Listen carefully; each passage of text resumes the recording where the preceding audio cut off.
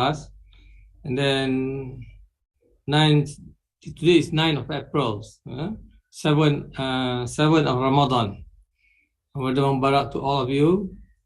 And then we have another class with Dr. Kabuye on the 16th of April, which is on the 14th of Ramadan. Then we have 2 more weeks. The topic on Islamization, what it means by Islamization. After we learn Islam, how we relate Islam to other discipline in our life. Either you are at a university or you're working, and to relate that, we have 4 professors who will be talking. What Islamization is by Dr. Shukran, and then by Professor Aslam, by Professor Azizan, and another person, until our program will end on the 30th of April, which is on the 28th of Ramadan. So Alhamdulillah, the program is ending in the month of Ramadan. So we could think of what to do after Ramadan, inshallah. So we have further knowledge in Islam, inshallah. I will continue with this program with higher level of knowledge, for example, with Maqasid Sharia, Usul Fiqh, and others, which I will discuss with the Kulliyyah. What are the courses to be offered to the general people like us to know what we should know, inshallah. So Dr. Kabuye will be talking on the history of Islam and civilization, and his topic today, I have already sent to everybody the notes, share in the group. Where he will be talking on meaning of Islam, meaning of civilization. Sorry. So last week, if you still remember, he was talking on the sources of knowledge and the means and tools to attain it. Where he did mention Allah is the ultimate source of all knowledge.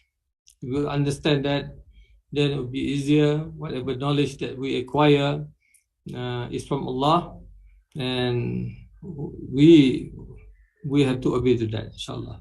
So without further ado, I will call upon Dr. Kabuye to continue the topic for this week. Welcome, Dr. Kabuye. Alhamdulillah, jazakallahu kulla khair, Prof. A'udhu billahi minash shaitanir rajim. Bismillahir rahmanir rahim. Alhamdulillah, wassalatu wassalamu ala rasulillahi wa ala alihi wa sahbihi ajma'in wa ba'd. Assalamu alaikum wa rahmatullahi wa barakatuh. And this is, of course, a lecture before the last one.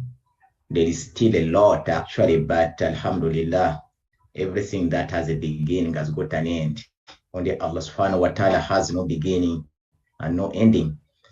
نشكر الله تعالى ونسأله أن يفيدنا بما علمنا اللهم ربنا علمنا ما ينفعنا وانفعنا بما علمتنا وزدنا علما وارزقنا فهما وجعلنا اللهم في عبادك الصالحين.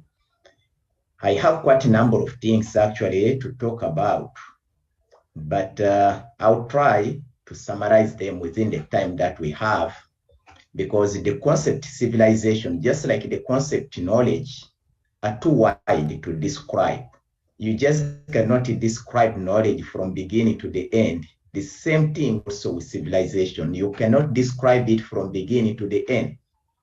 These are 2 concepts that are familiar.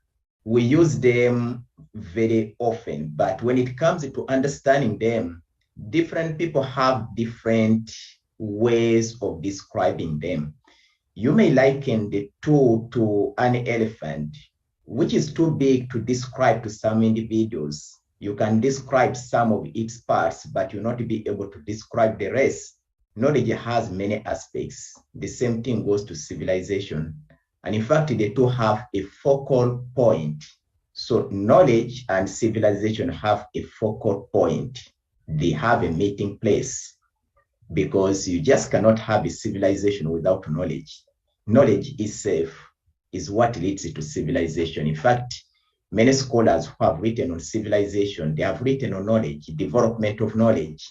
So when knowledge reaches a certain level, it becomes a civilization. That is when it starts to bear fruits. So when knowledge starts to bear fruits, then it becomes a civilization. And when you talk about civilization, we are still talking about knowledge. We are talking about human achievements. But last week I said that whatever achievements that we have in life are granted by Allah subhanahu wa ta'ala. وَمَا بِكُم مِّن نِعْمَةٍ فَمِنَ اللَّهِ. Every blessing you have is from Allah subhanahu wa ta'ala. Why? Because when you talk about civilization also, we talk about what we construct, in our life. And it is impossible for us to construct these things without the ability Allah has granted us, without the limbs that have been granted to us by Allah subhanahu wa ta'ala, without the intellect. So all are granted by Allah subhanahu wa ta'ala, and we have a duty to appreciate him for everything. This is going to be my outline, among others. I'll be talking about the literal and technical meanings of civilization briefly. I'll talk about culture and civilization because the two are used interchangeably by many scholars, but there are some similarities and differences which I want to highlight in this particular lecture. There are different types of civilizations. I'll be talking about that as well. And the inner side of civilization is important to Recording cover in progress. Later, when we want to understand the Islamic civilization, we need to understand the inner side of civilization, not just the outer part of civilization, but the inner side of it. The tangible and intangible aspects of civilization, or the material and the non-material aspect of civilization also need to be covered. Also, the tangible and intangible aspects of culture, because when you talk about civilization, you have to talk about culture as well. Why? Because culture and civilization, just like knowledge and civilization, they cannot be separated.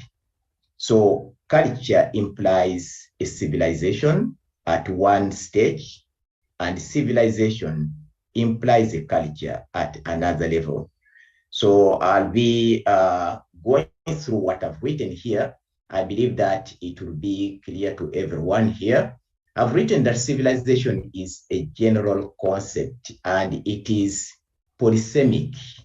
When we say a concept is polysemic, we actually mean that it has been interpreted differently. It has different aspects.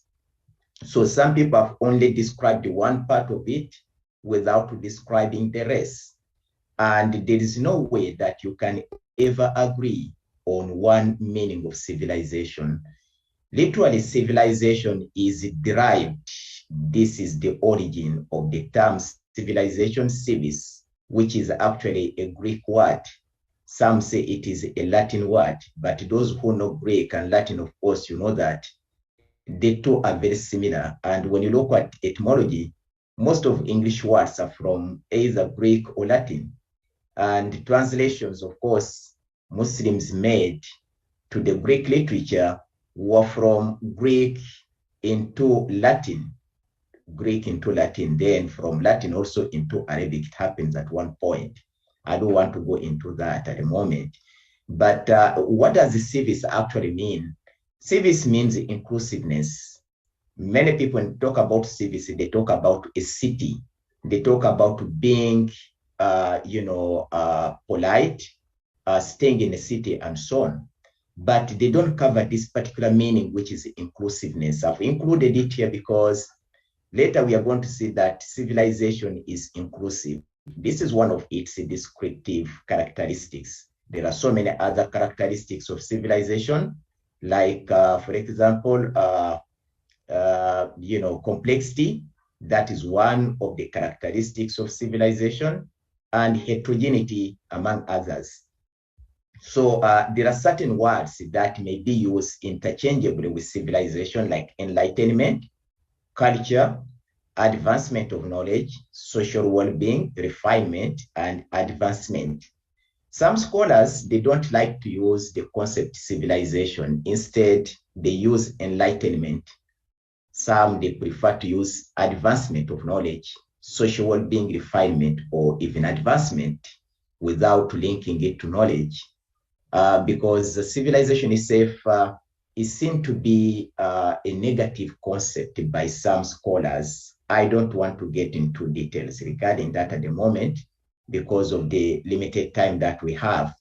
I'm more concerned about these meanings that I have covered in detail in my recent book, which is sponsored by IIIT, and it was completed just almost a year ago.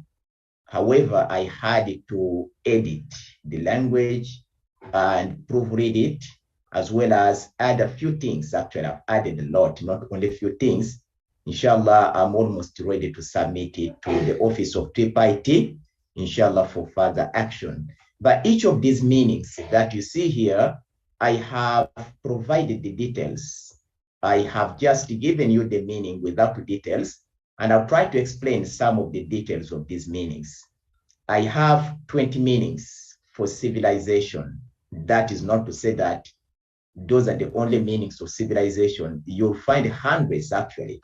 But when I looked at the definitions of civilizations given by the different scholars, I decided to pick only the ones you see here because I found them to be more supported, but at the same time to be more acceptable to me than the rest. So civilization is a process of civilizing or becoming civilized. Why? Because of ZATION, as you know, modernization, secularization, civilization, they all imply a process, ongoing process. So secularization is a process of secularizing, modernization is a process of modernizing, civilization is a process of civilizing.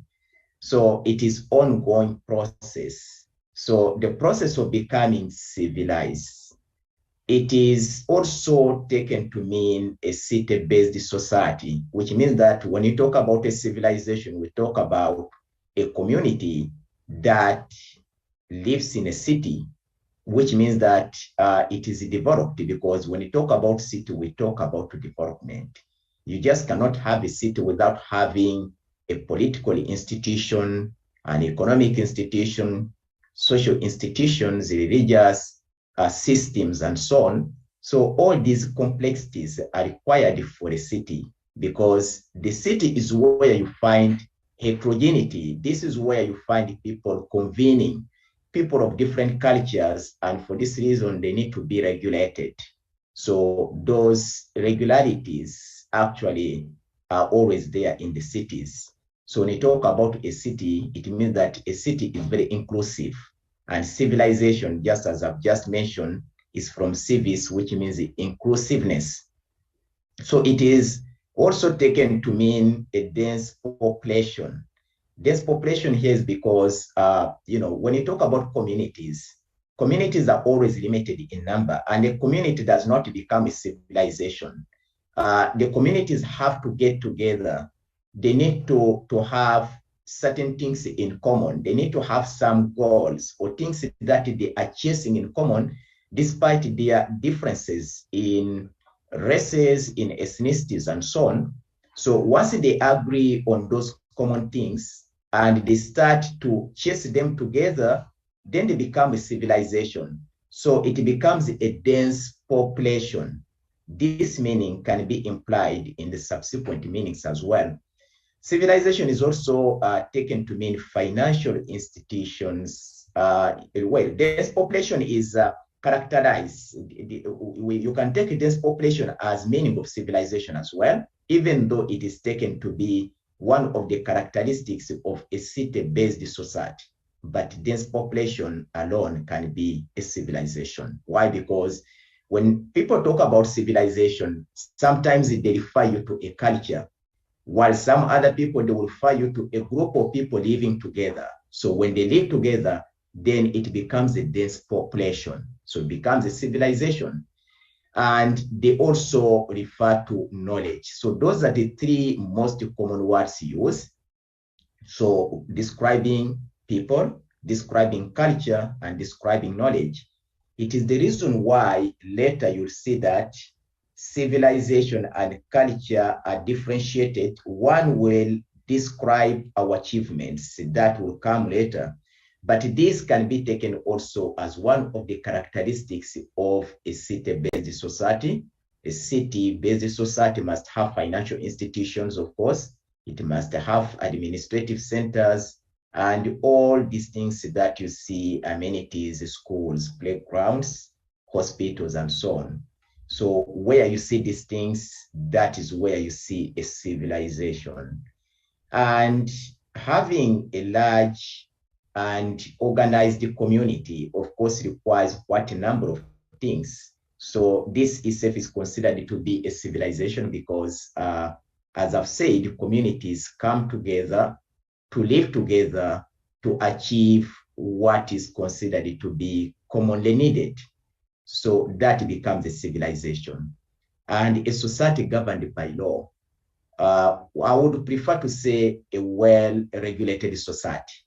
A well-regulated society or a well-organized society. These concepts are used by scholars like John Rawls in his A Theory of Justice of 1971, Political Liberalism of 1979, and The Laws of the People, which I think he published in 1984, if not 85. Rawls prefers to use the concept a well-regulated society. So what is it that regulates a society? Of course, many scholars will say it is the law that regulates the society. Others will tell you that no, it is the ethical system which regulates the society, because when you talk about ethical system, it does not necessarily mean law, according to some scholars, those who do not believe in the correlation between law and ethics.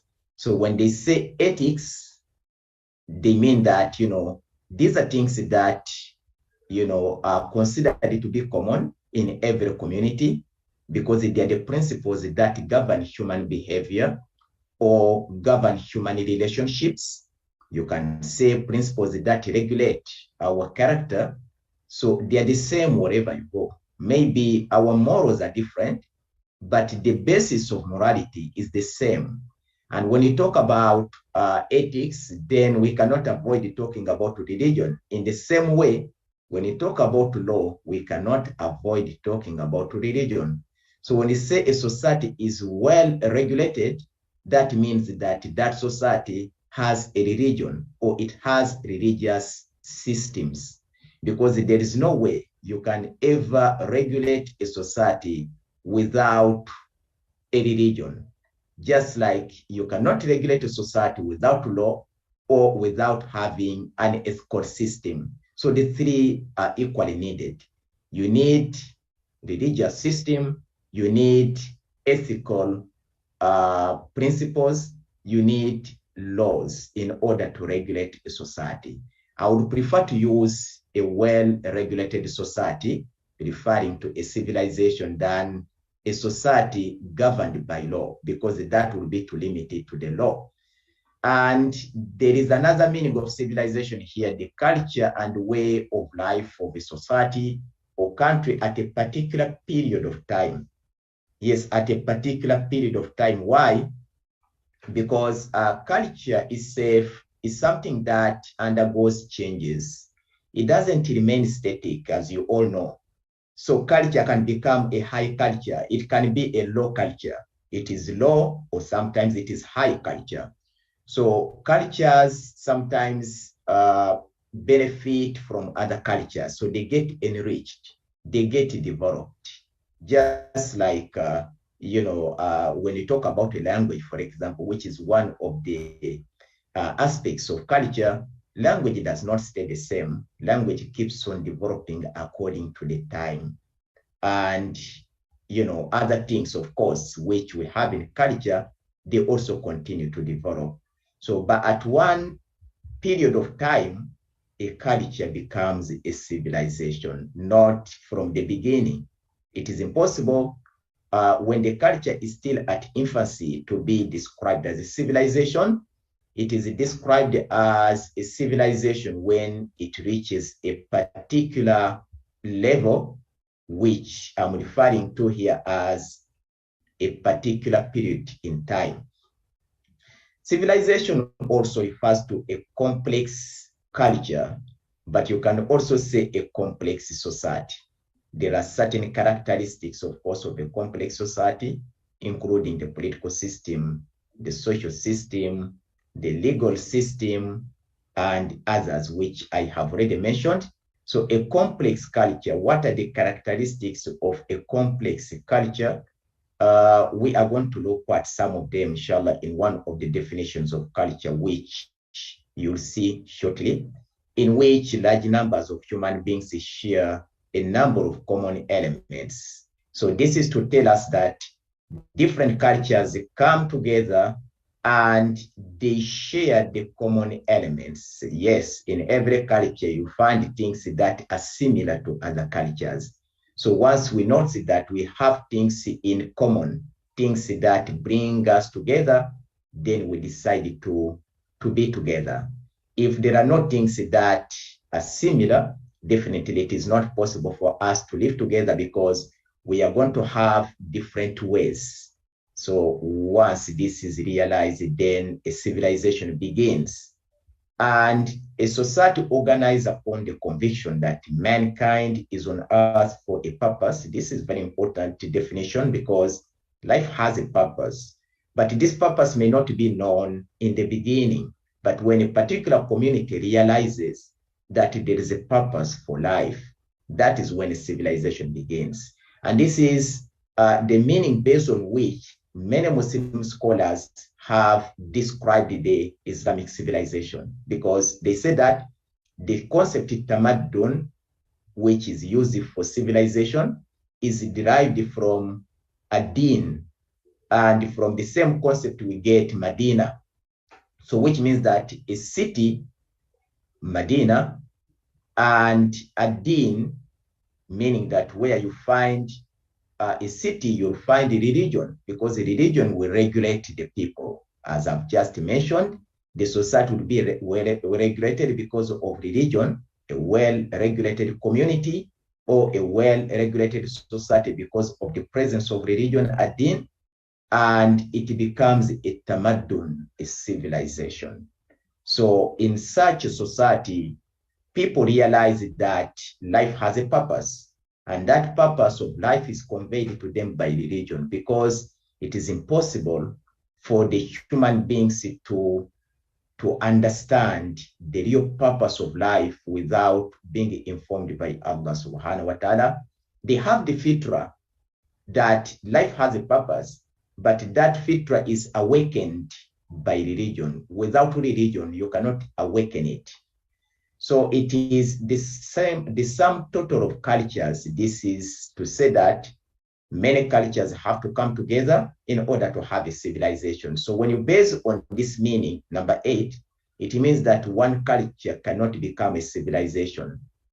It can only be a civilization when several cultures have come together. When they come together, then they become a civilization. But one culture can never be a civilization. This would be highlighted also shortly. An advanced state of intellectual, cultural, and material development in human society. This is also quite interesting because it tells you that a civilization requires knowledge, intellectual. It requires, of course, culture, the cultural aspect, the material development. You can't have a civilization without material development. So intellectual and cultural aspects, these are the intangible aspects of civilization. So some of the tangible aspects of culture are part of material development based on this meaning, because culture has tangible and intangible elements.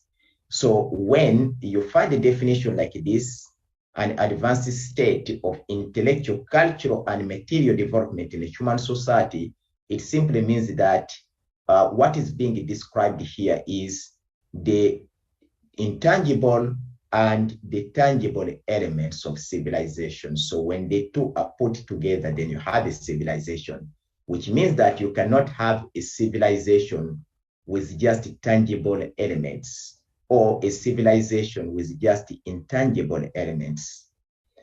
The next definition is an advanced state of social development. These may look a bit similar, but they are actually different because you can see that some are more elaborative.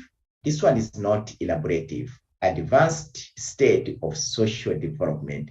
So it is left to us to interpret, since there are no things stated here to describe what advanced state of social development is. And this is the reason why different judgments have been passed in regard to certain communities. And some have said that those communities were not civilization, while some say they were a civilization, because there is some kind of subjectivity when it comes to interpretation, because when you talk about a definition, you need to also limit certain things. If you don't limit, then people can always go as far as they like in regard to definitions. So once you highlight the issues, then you'll be safer. But when you leave it open-ended, it means that it can be interpreted as one wishes. So high level of cultural, moral, social, and technological development. What is added here is technology. You notice that in the previous definitions, technology is not stated. But of course, it's impossible to have a physical development or material development without having technology, because it is always technology which is leading to development. If you want to construct buildings, you need technology. Technology may be simple technology, may be advanced technology. Of course, the early societies were having simple technologies, but today our technology is high technology, highly developed and advanced. In fact, today, when we talk about Western civilization, technology plays a very important role. And that is where the power of the West is. It is in technology, while the power of Muslims is in their aqidah, is in their beliefs.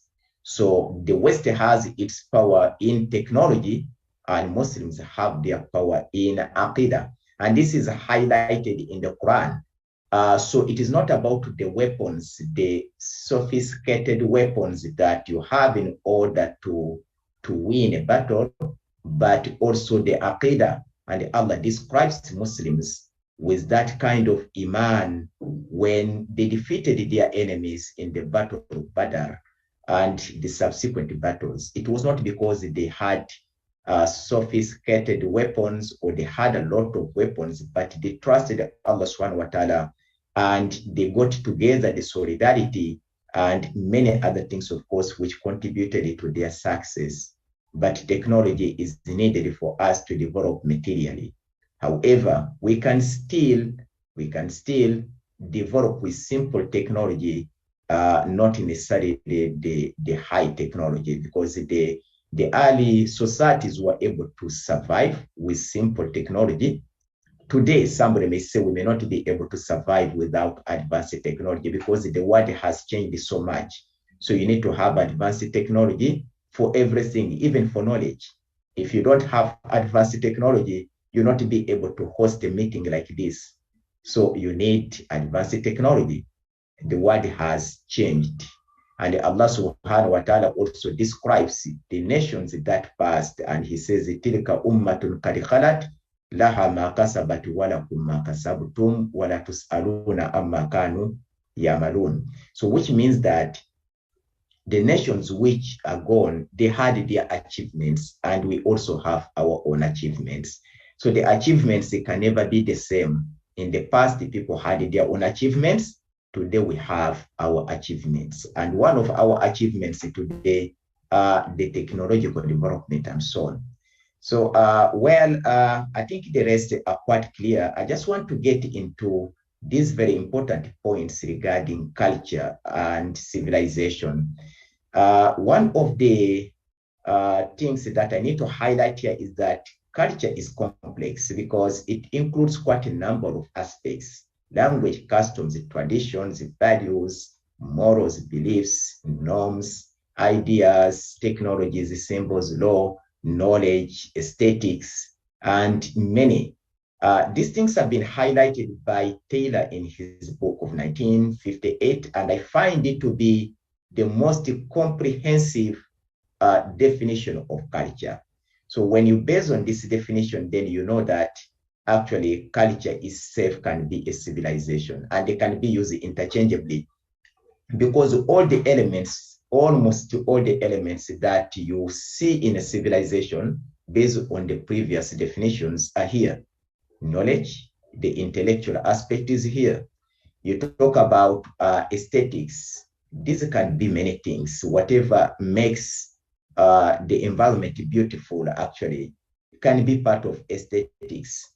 Talking about technologies here, we can cover quite a number of things and so on and so forth. So I don't want to dwell on this, but this is very important to me to talk about the differences as well as the similarities between culture and civilization.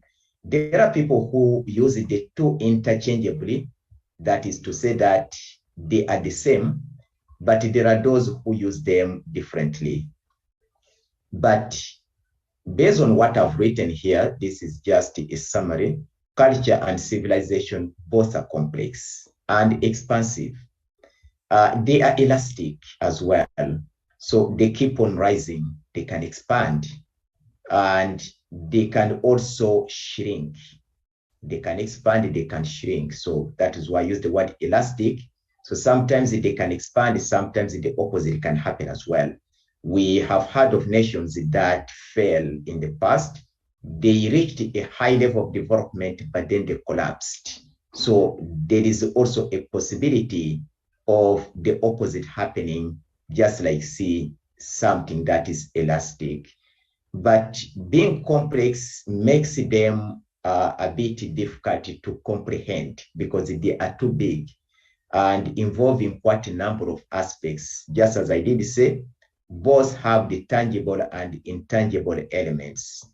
But culture is what we are, while civilization is what we have. This is also quite interesting because you just cannot be without a culture.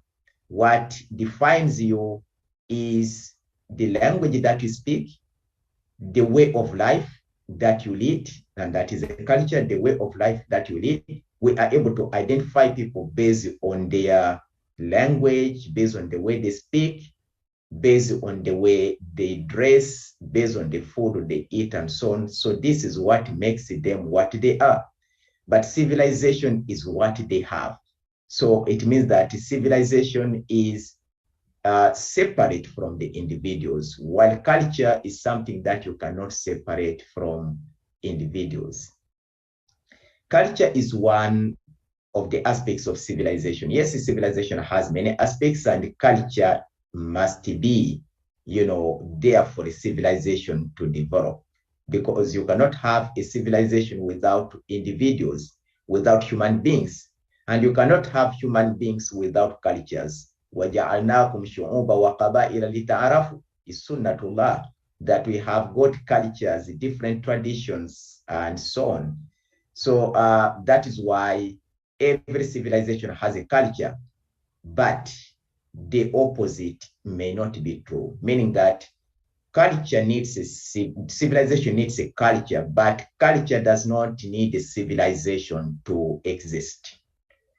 But both are interdependent. Once there is a civilization, then culture will depend on a civilization, and civilization will depend on a culture. But before a culture becomes a civilization, then it is not interdependent on civilization. Culture is something that you can learn, is something that you can pass down to the next generation. Culture can be an heritage, which is passed down. These are the valuable things we pass down to the next generation and will pass them to the subsequent generations. But you cannot pass down a civilization because these are material things, among others. You just cannot pass them down to the next generation. So every generation will develop their own. So the type of house in which, maybe the style of house that is attractive to us today may not be the one which will be attractive to the next generation. They will have their own, that is aesthetics. Their perception of beauty will be different. Their worldview of things may not be the same. So we cannot pass that down to the next generation. But culture can be taught. And that is why you find people even outside, their origin, a geographical origin, or the locus, you find them living according to their cultures. You'll be able to identify them. They still continue to teach their cultures. You go to, let's say, to US or to Australia, you'll find Malays living there, and they will teach Malay culture to their children, even though they are living in the United States. But they will not be, passing the Malay civilization beside the intangible elements of it.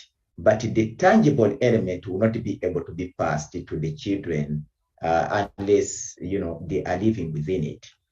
So there are different types of civilization. I think this seems to be the last slide. And because of the time also, I think we shall be able to end with this. There are what we call agrarian civilizations, and there are also industrial civilizations. And this is the categorization given to us, because the first civilizations to be established in human history were agrarian in nature. They were not industrial. And those were the civilizations in Lower Mesopotamia, the land between two rivers, which is around Syria and Iraq. Those civilizations, of course, were established between the two rivers. Those days, rivers were needed for a civilization to rise, because they had to depend on agriculture to sustain the growing number of people, a large population. You can't have a civilization with a small number of people. You need a large number of people to have a civilization. China is one of the ancient civilizations. So when you talk about ancient civilizations, of course, we're talking about some civilizations which are established in BC, before Christ. And China civilization was established in BC. But the population of China was too large, and that was one of the contributing factors to its success. The same thing goes to other civilizations as well. It is not because they had similar numbers, but their numbers were considered to be large. Let's say the Egyptian civilization is also an ancient civilization. It was agrarian as well. It wouldn't survive without agriculture. Those days, people were not importing things like today, as we see in the industrial societies. They had to grow their own food.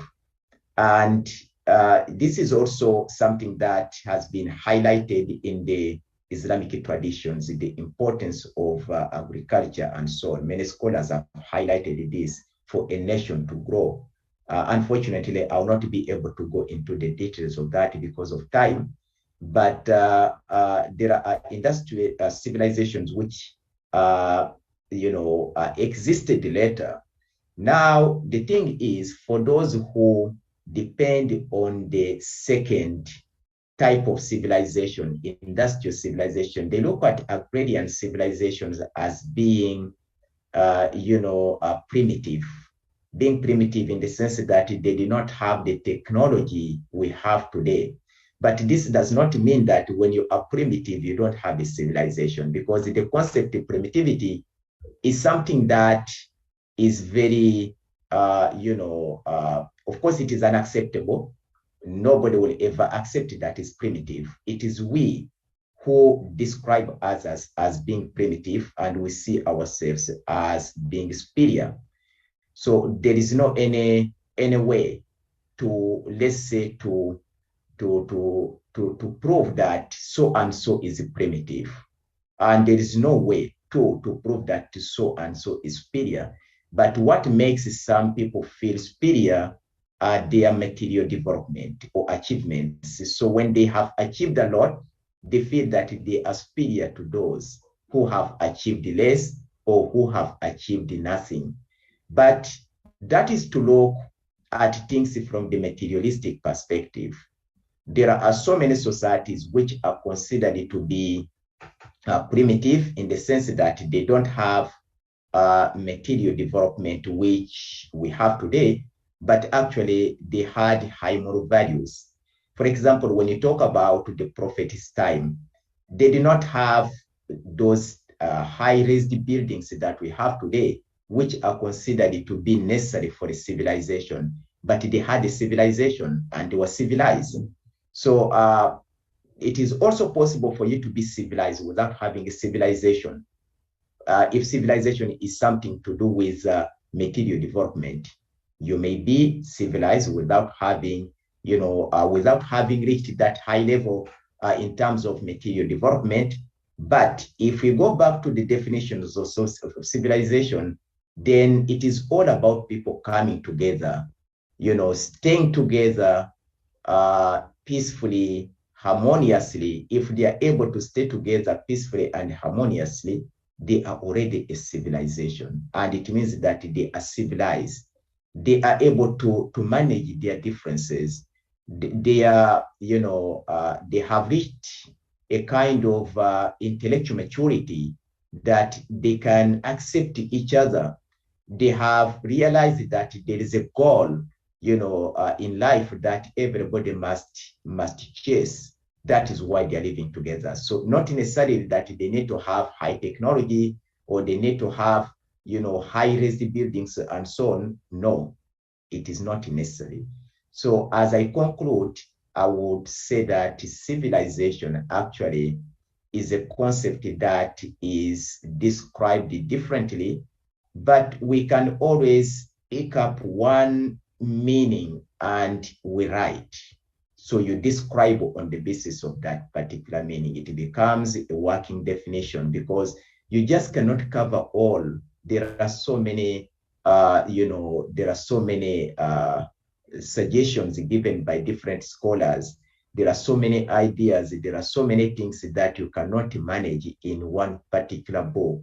So picking up one meaning and you describe a community based on that meaning is always better. So we can have several books written on civilization from different perspectives. As far as the Islamic civilization is concerned, I'll be talking about it next week.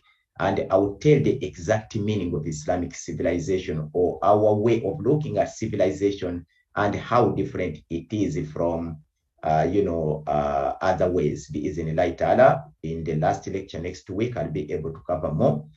And I thank you very much for your attention. I'm sorry that I couldn't cover much beyond what you see, although there is a lot. In fact, I have covered a lot on civilization in my book. The first book, the second, this will be the third one. By IIIT, this will be the second one, inshallah. And once it is published, I think you'll be able to read more about these things, bi-Iznillah. Hopefully this year, the book will be out. Jazakumullahu kulla khair once again. Wassalamu alaikum wa rahmatullahi wa barakatuh.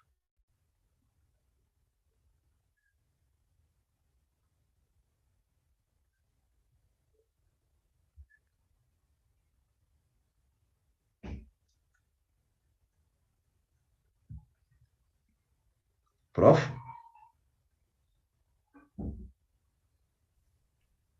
Come on, Dato'. Maybe Dato's not there. It seems. Inshallah. Well, Brother Shalan, Alhamdulillah, you are here. Yeah, since we are at the end of the lecture, so probably, yeah, you can highlight to us what is next. So, if Dr. No is around, yeah, I see Dr. No is ready there. Inshallah.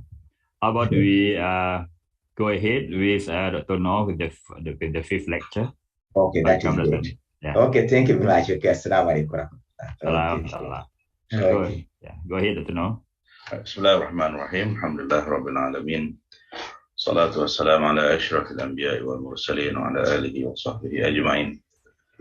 قال رب اشرح لي صدري ويسر لي أمري واحلل عقدة من لساني يفقهوا قولي اللهم انفعنا بما علمتنا وعلمنا ما ينفعنا وزدنا علما والحمد لله على كل حال آمين يا رب العالمين. السلام عليكم ورحمة الله وبركاته.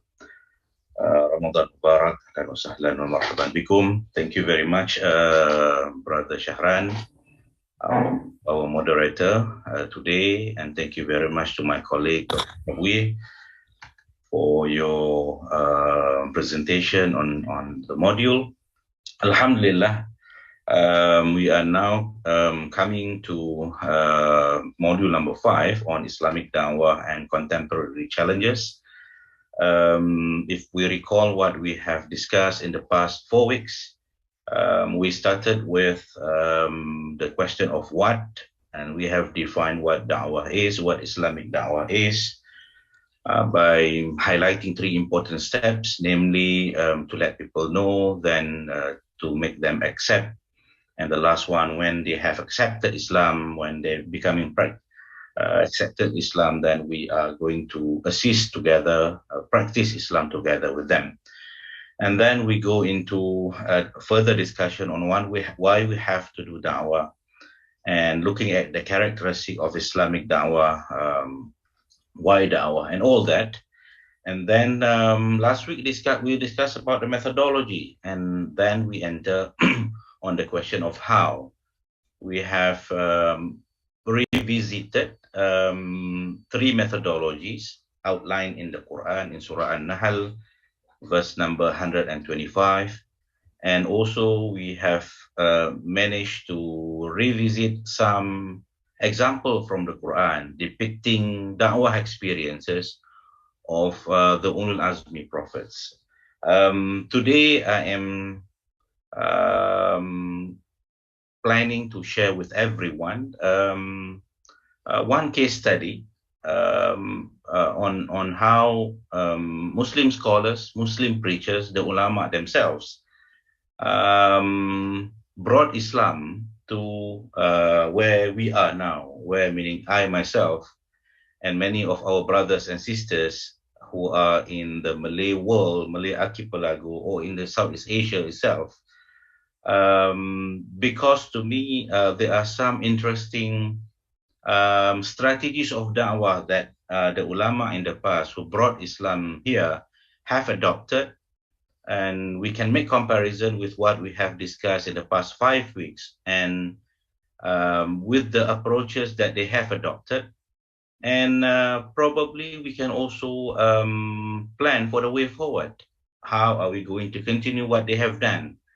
A landmark steps that they have put into practice until this region, the Malay world in particular, is considered as one of the biggest Muslim population in the world.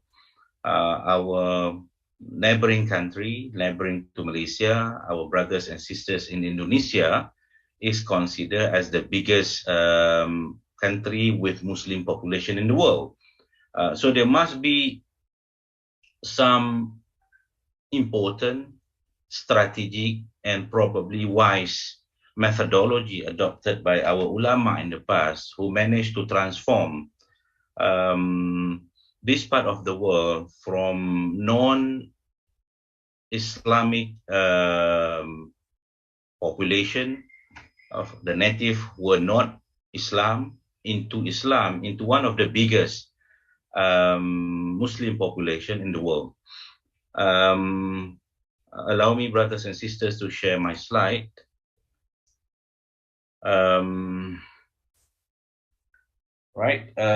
This is our course, our module for today.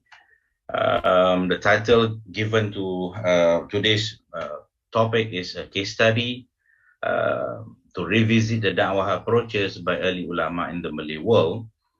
And we hope that our brothers and sisters who are in a different part of the world can also be introduced about the Malay world, where we are now, in Malaysia, in Indonesia, in Brunei, in South Thailand, and all other, in Singapore, and in all other Southeast Asian countries. And probably we can bring some takeaways from by the end of this presentation. We will address this topic by looking into the WH questions. Number one, what are we going to discuss today for this module?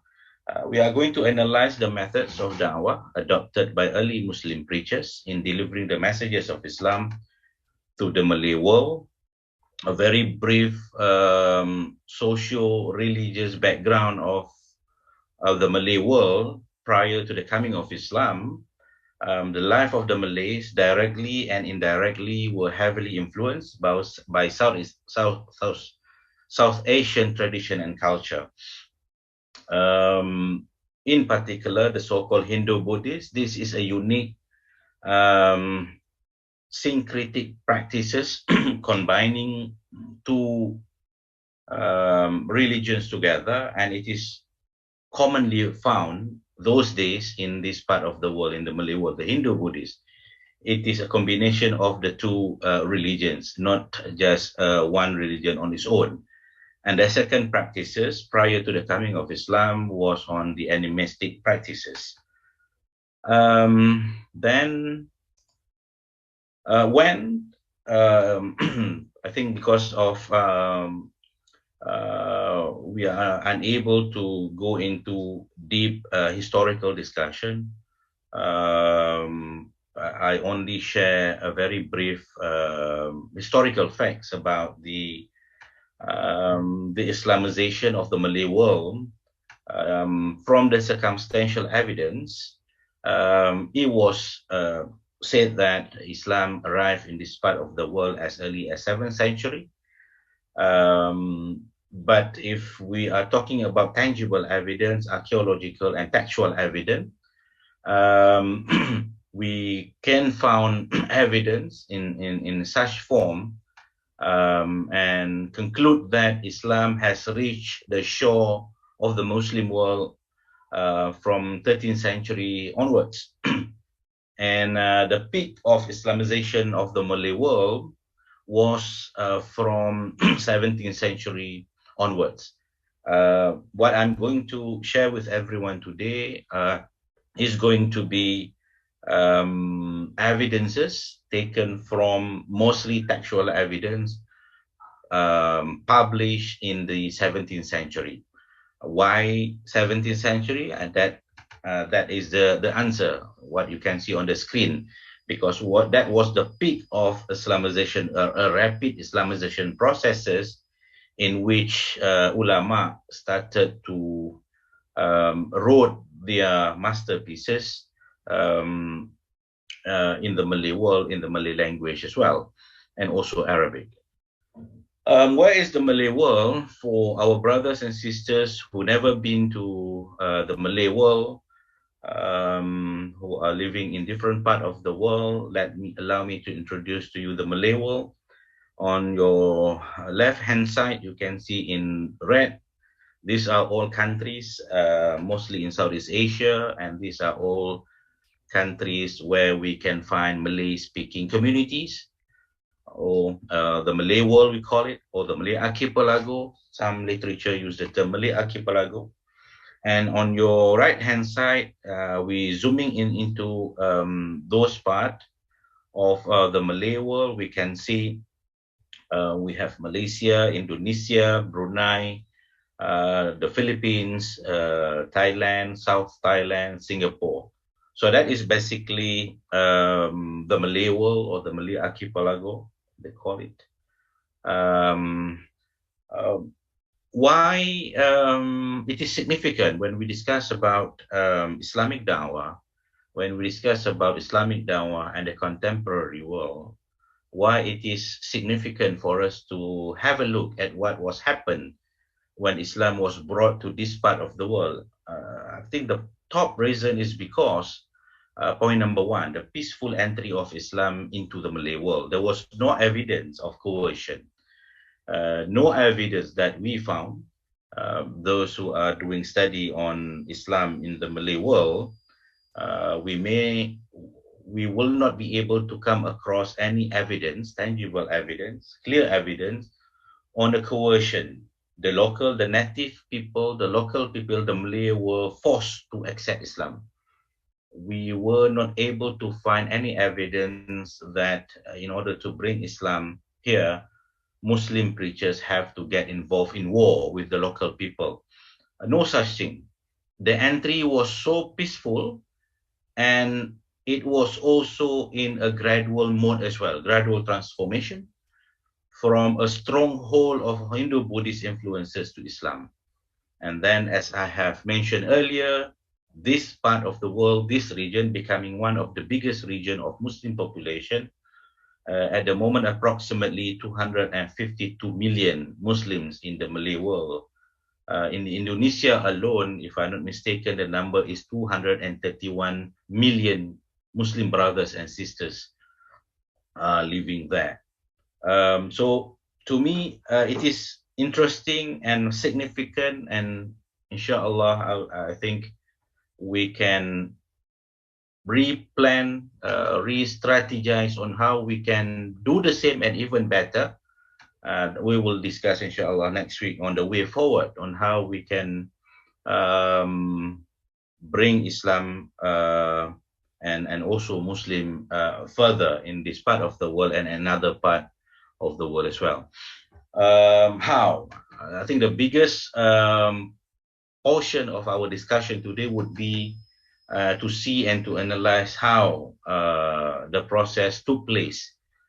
How did the ulama and the preachers brought Islam to the native people, the Malays, and other native communities in this part of the world until they did not resist Islam, which was brought to them, and they accepted Islam wholeheartedly, willingly, and the region were transformed from the Hindu, Buddhist influences into Islam until today. Clearly, many of the cultures and practices that ulama found on arrival were not in accordance. Because of that religious setting that I have mentioned to you, prior to Islam, Hindu, Buddhist, and animistic practices were prevalent in this part of the world. So obviously, when the preachers, the du'at, came to this part of the world, this was what they found. Basically, when they arrive in this part of the world, in the Malay world, they have two options. One, to completely prohibit, meaning when they come, they have two options, whether come and then go against total prohibition, whatever is not expressed in the Islamic tradition, they can prohibit, or they can adopt another approach. The other was to tolerate anything that did not contradict Islamic teachings. So our discussion today would be which approach that they have adopted, and to see some evidences from texts, some 17th century texts, to prove what we have said here. How early ulama in the Malay world strengthened Islam by responding with understanding, took local traditions and cultures practice at that time. The early ulama in the Malay world inclined towards the non-literalist approach. I think this is an important statement. There are two groups of ulama who came, who were responsible in leading the Islamization processes. One ulama who came from abroad, and another group of ulama were Malay themselves. So both groups have, obviously, because they came from different part of the world, different practices, different approach, exposure on different locality. The approaches is different. So the early ulama in general who brought Islam, the majority of them in this part of the world inclined towards a non-literalist approach. This can be seen from the evidence that these ulama tolerated the old practices of the ruler prior to conversion to Islam. Evidence is found directly and indirectly expressed in the following sources. So we will start looking at the sources that we, unfortunately, I'm not going to explain all. I will just give a cursory look into the evidences that we have. My focus today would be on one text, and I will mention two other texts in brief. Those who are interested can do further readings, inshallah, after this. One text which I found interesting for us to discuss today, because it is relevant on our topic on da'wah, is the Salasilah Kutai, or in English it is the Kutai Chronicles. And Kutai, our brothers and sisters in Indonesia know very well where it is. It is at the Borneo Island, and Kutai is becoming more popular now because it is going to be among the site of the new proposed capital city for Indonesia. From Jakarta, they are moving to the area of Kutai, Kartanegara, and all that.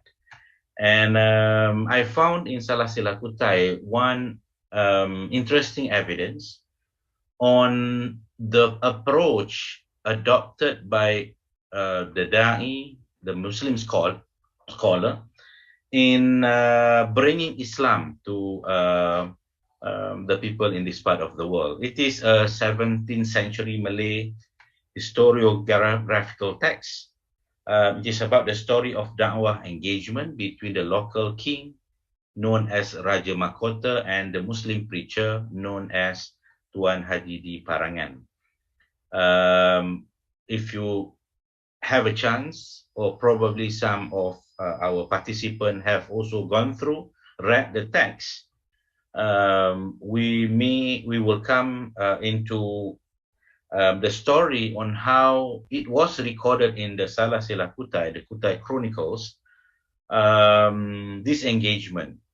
When the alim came, initially there were two scholars, but then one of them have to left the Kutai and went back to the other part because of some issue. And when the scholar Tuan Haji di Parangan met the king, he was requested by the king to get involved in certain tests, they call it. The king would like to test him to prove that Islam is superior than the existing religion adopted by the king.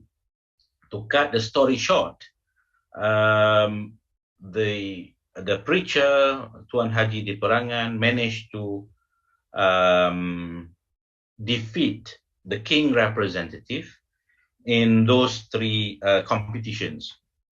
And the promise from the king, if you are able to defeat me, if you won these three competitions, I will follow you. I will follow your call. I will be with you in your religion, i.e. becoming Islam and Muslim. So that happened. The scholars won the competition, and then came a time where he requested the king to fulfill his promise, i.e. to become Muslims. So the engagement during this session is interesting for us to discuss here, to understand how does the ulama, the alim who brought Islam to this part of the world, try to win the heart and the mind of the local people, and not coming here to impose Islam, but using a very soft. Remember in the previous class we discussed about several approaches adopted by prophets in Islam. among them is soft and full of love in your calling. Then, as I said earlier, a time when the alim would like to request the king to fulfill his promise to say the Shahada. However, before converting to Islam, the king requested from the preacher to allow him to defer his conversion until he is able to eat all pigs kept under his palace. Mind you, the king was non-Muslim. That was the staple food for them at that time. And he made this request. And the alim has the upper hand because it is now the time for him to request the king. There was no such condition set earlier before they enter into that competition. The condition was, if you are able to defeat me, I'm going to follow you. So this was what happened. But then the king requested for a brief period for him to do what he requested to do, as you can see on the screen. These are some excerpts from the text. You will see in bold is the translation. The text is in Malay, in page 115. Right? That was the answer given by the alim. It's an evidence on how he accommodated the request. He did not force. He did not say no. He did not say that, no, we have not discussed about this request. You should fulfill what you have promised to me. That was not the case. He accommodated the request from the ruler by allowing him to do what he requested to do, i.e. to finish up the pigs under the house and also the preserved pork too, the perkasam. Right, then this is another excerpt from that conversation. Then he requested for the king to build him a hut, a small shelter next to the palace, so that he was able to observe whether all pigs have been consumed or not, right? And then the next page is, then after it was all completed, then came the Muslim scholars and requested the king to fulfill his promise. And then that was what happened. And then the king said the Shahada, and then he was taught by the scholar Tuan di Perangan, Tuan Haji di Perangan, the creeds of Islam, the Shahadatain, about the pillar of Islam, Arkanul Islam, the pillar of faith or article of faith, Arkanul Iman, and also other teachings of Islam. Consequently, because of the approach adopted by this Muslim preacher, not only the king, but also the entire population, kingdom, becoming Muslim. Right. After that, he then taught all the children of the king, all the ministers and dignitaries, and so on and so forth. Right. What we can learn, what is the takeaway from this evidence, textual evidence from the Silsilah Kutai? We have seen that Muslim preacher gradually explained Islam to the Malays by not imposing religious law in a prohibitive way to the people. Again, I want to repeat myself. This is what we have discussed earlier in the 5 previous weeks.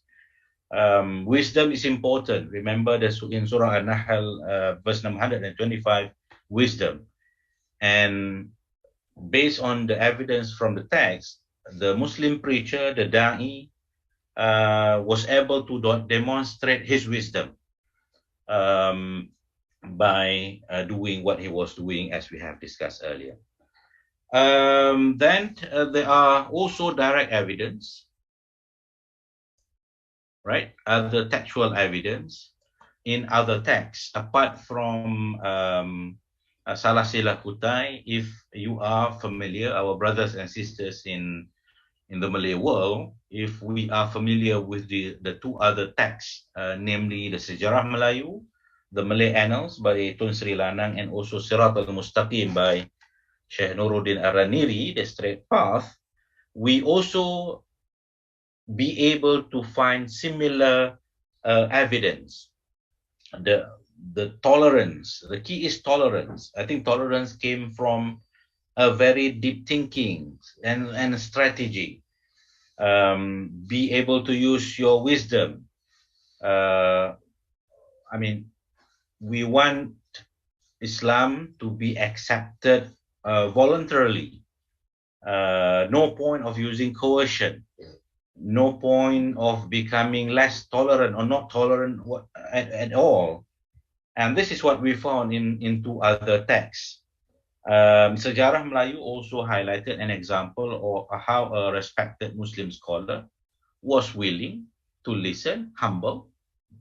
And in Sirat al-Mustaqim, the method adopted by a Muslim scholar not to impose a total prohibition of all non-Islamic texts, but only a selected few which contain elements that contradicted Islamic teaching. I think this is a very soft approach that the scholars adopted in order to win the heart and the mind of the Muslim, of the Malays in this part of the world. So the key is tolerance. Tolerance was the key method employed by ulama in all this 17th century textual evidence. Then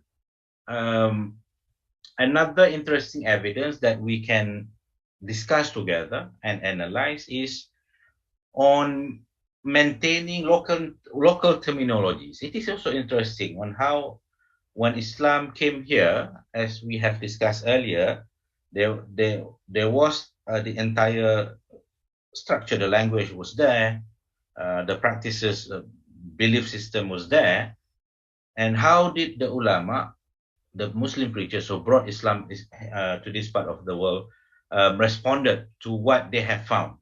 Clear evidence on how ulama have centered Islam within the local tradition and practices can be seen from the terminology used for the 5 pillars of Islam. We may be able to look at the Malay text and then see the pattern, the usage of the term, in which we will understand once again on how these ulama were meticulously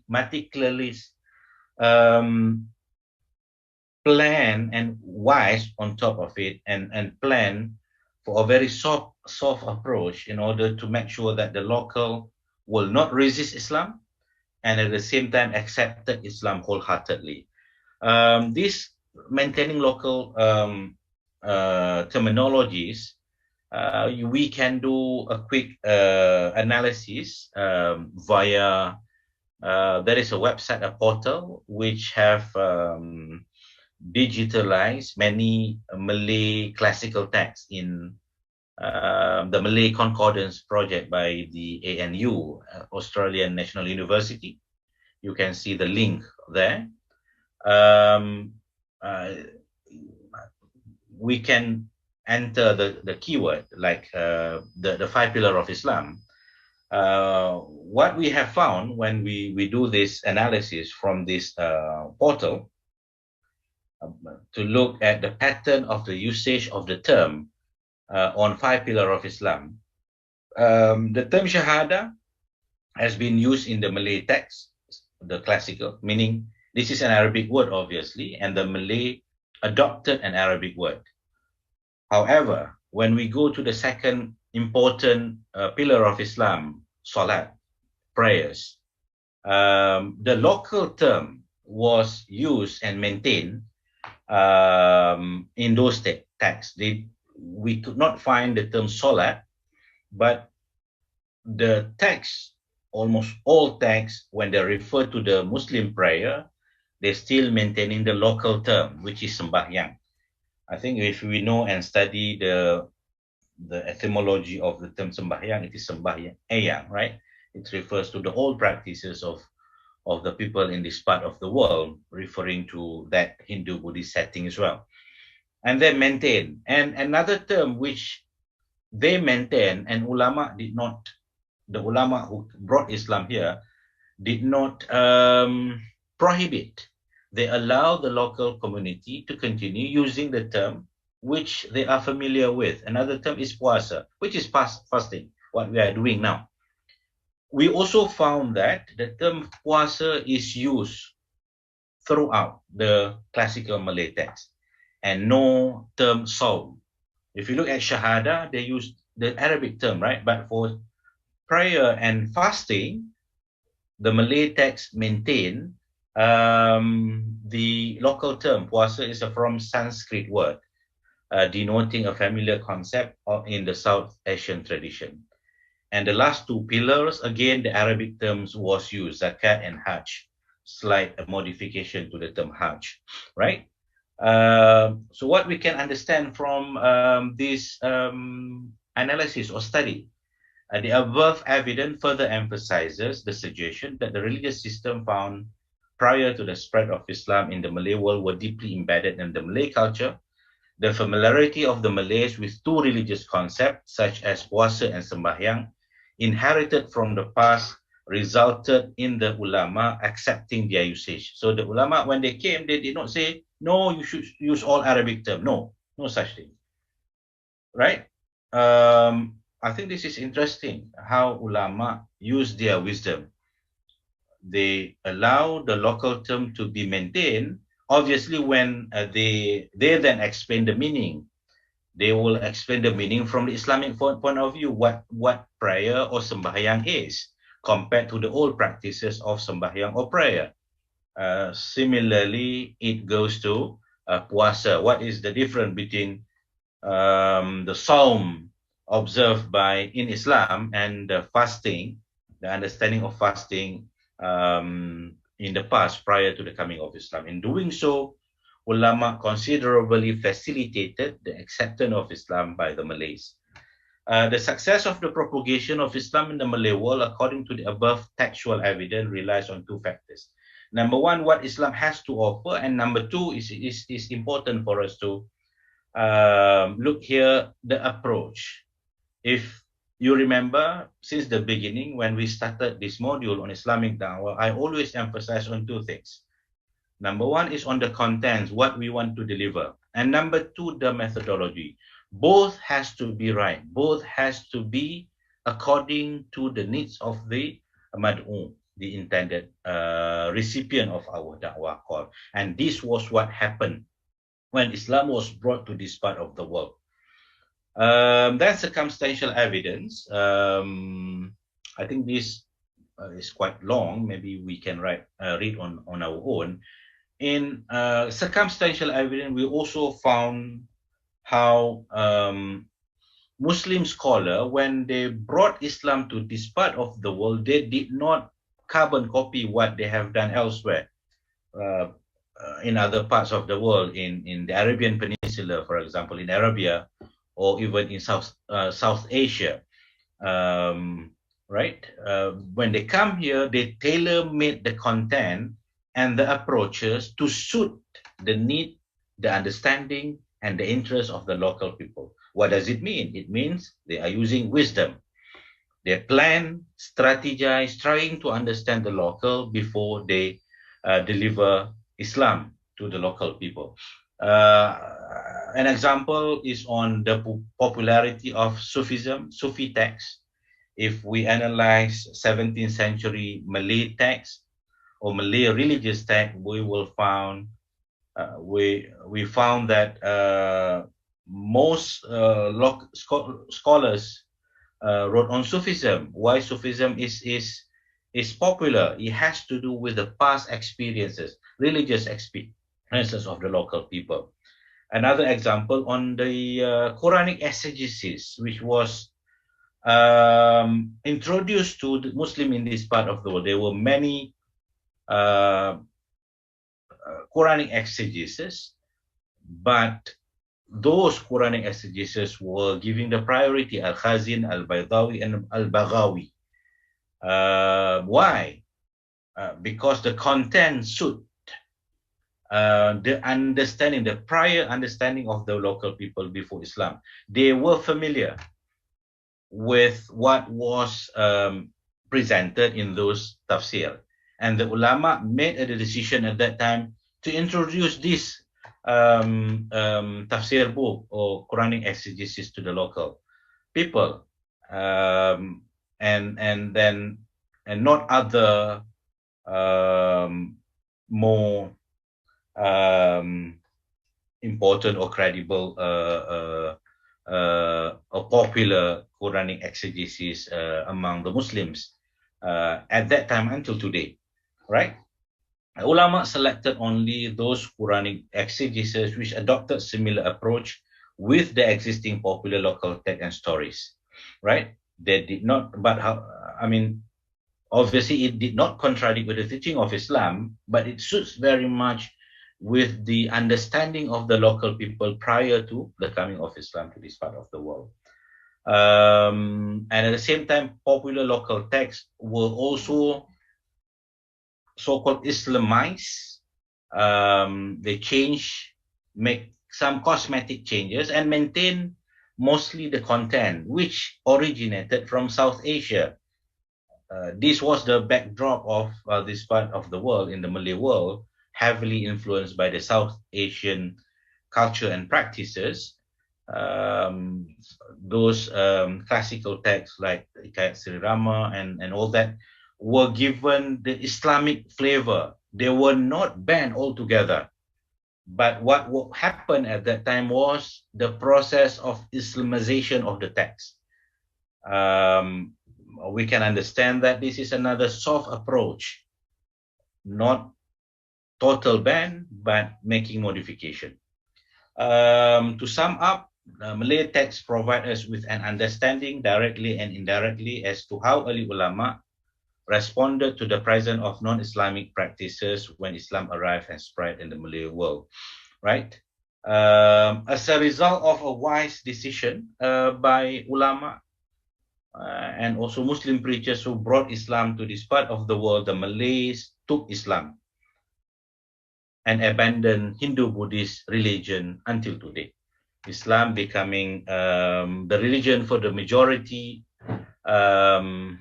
population in Southeast Asia. The reinterpretation of familiar concepts such as sembahyang and puasa, and the use of familiar approach in using Sufism and selected Quranic exegesis made their conversion to Islam easier.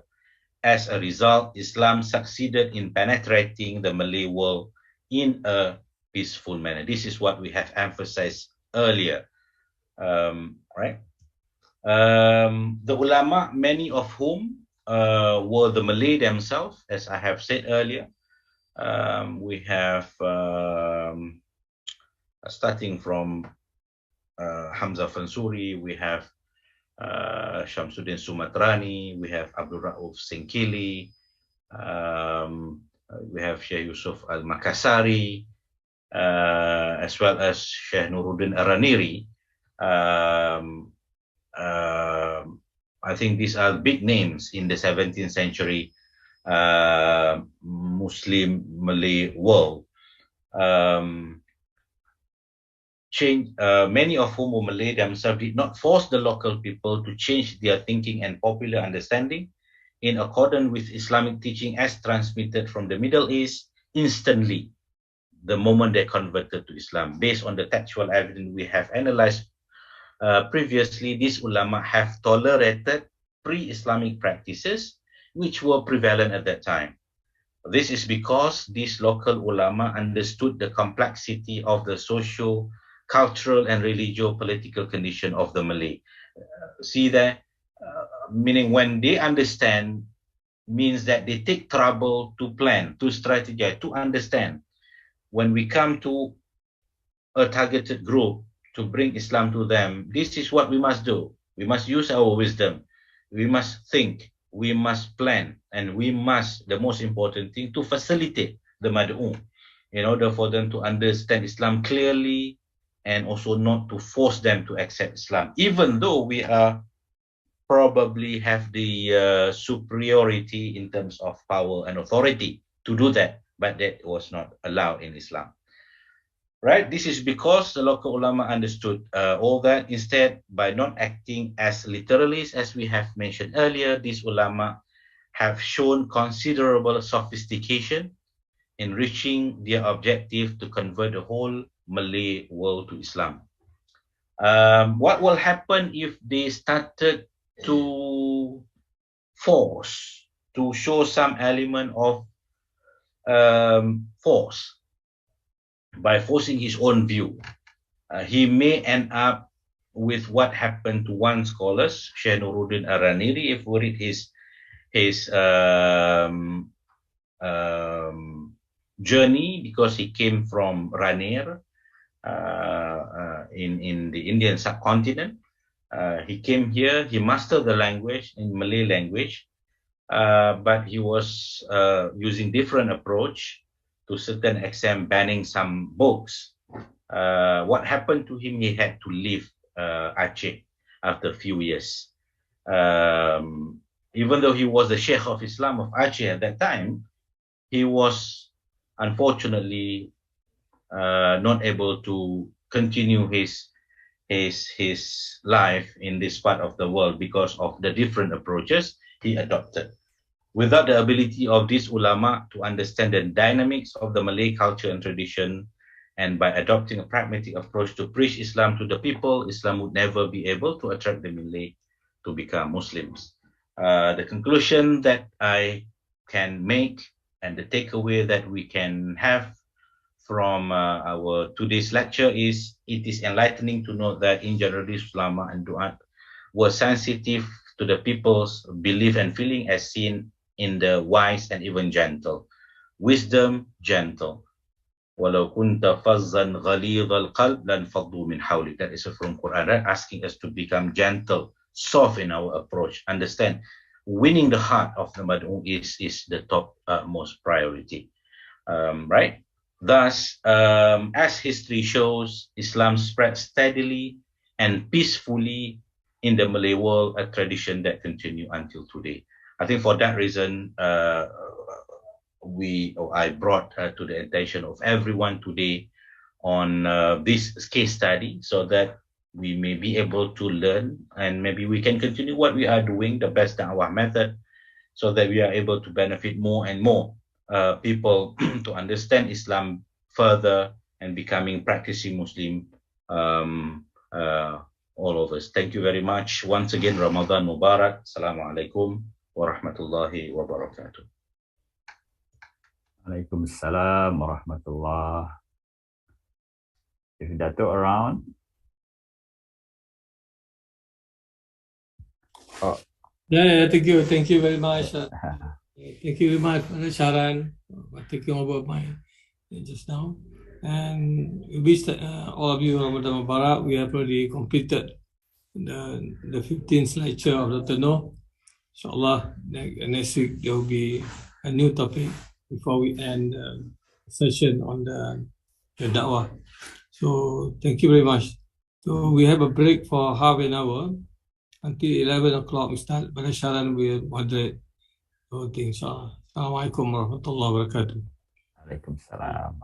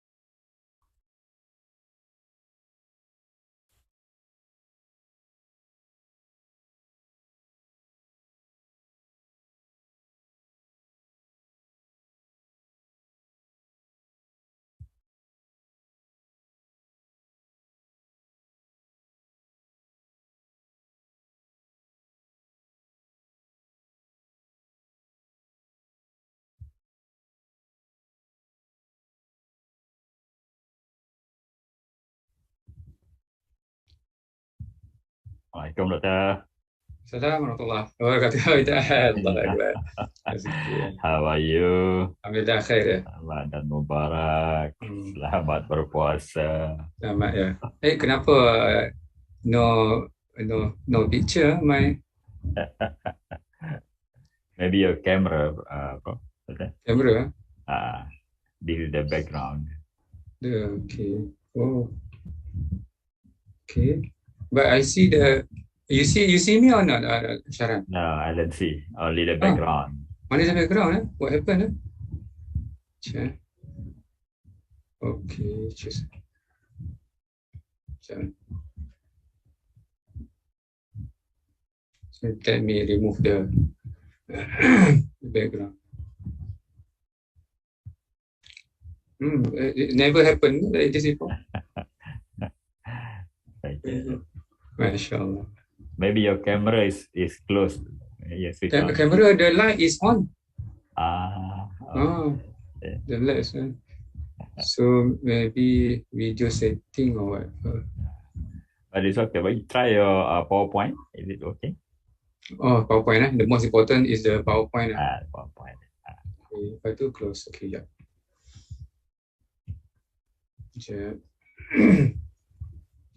PowerPoint. Yeah.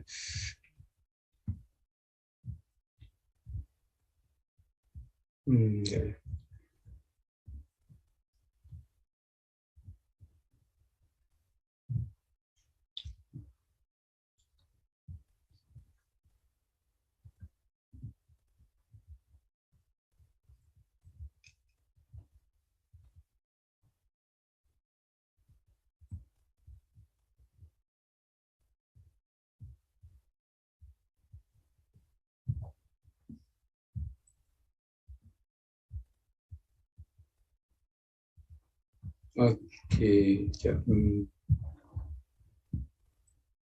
Don't see myself. Let me present.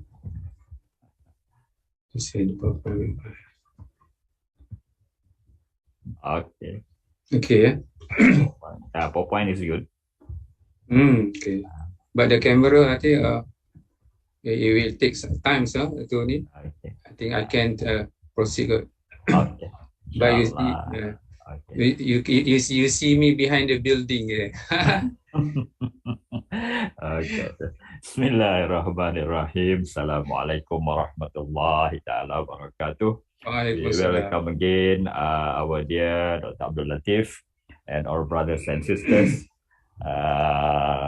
Let we all wish everyone Ramadan Mubarak. May this blessed day of Ramadan bring joy and happiness to us all. So without further ado, we invite our dear doctor to continue with the 5th class for today. Silakan, Doctor. Okay. Bismillahirrahmanirrahim. Alhamdulillahi Rabbil Alamin.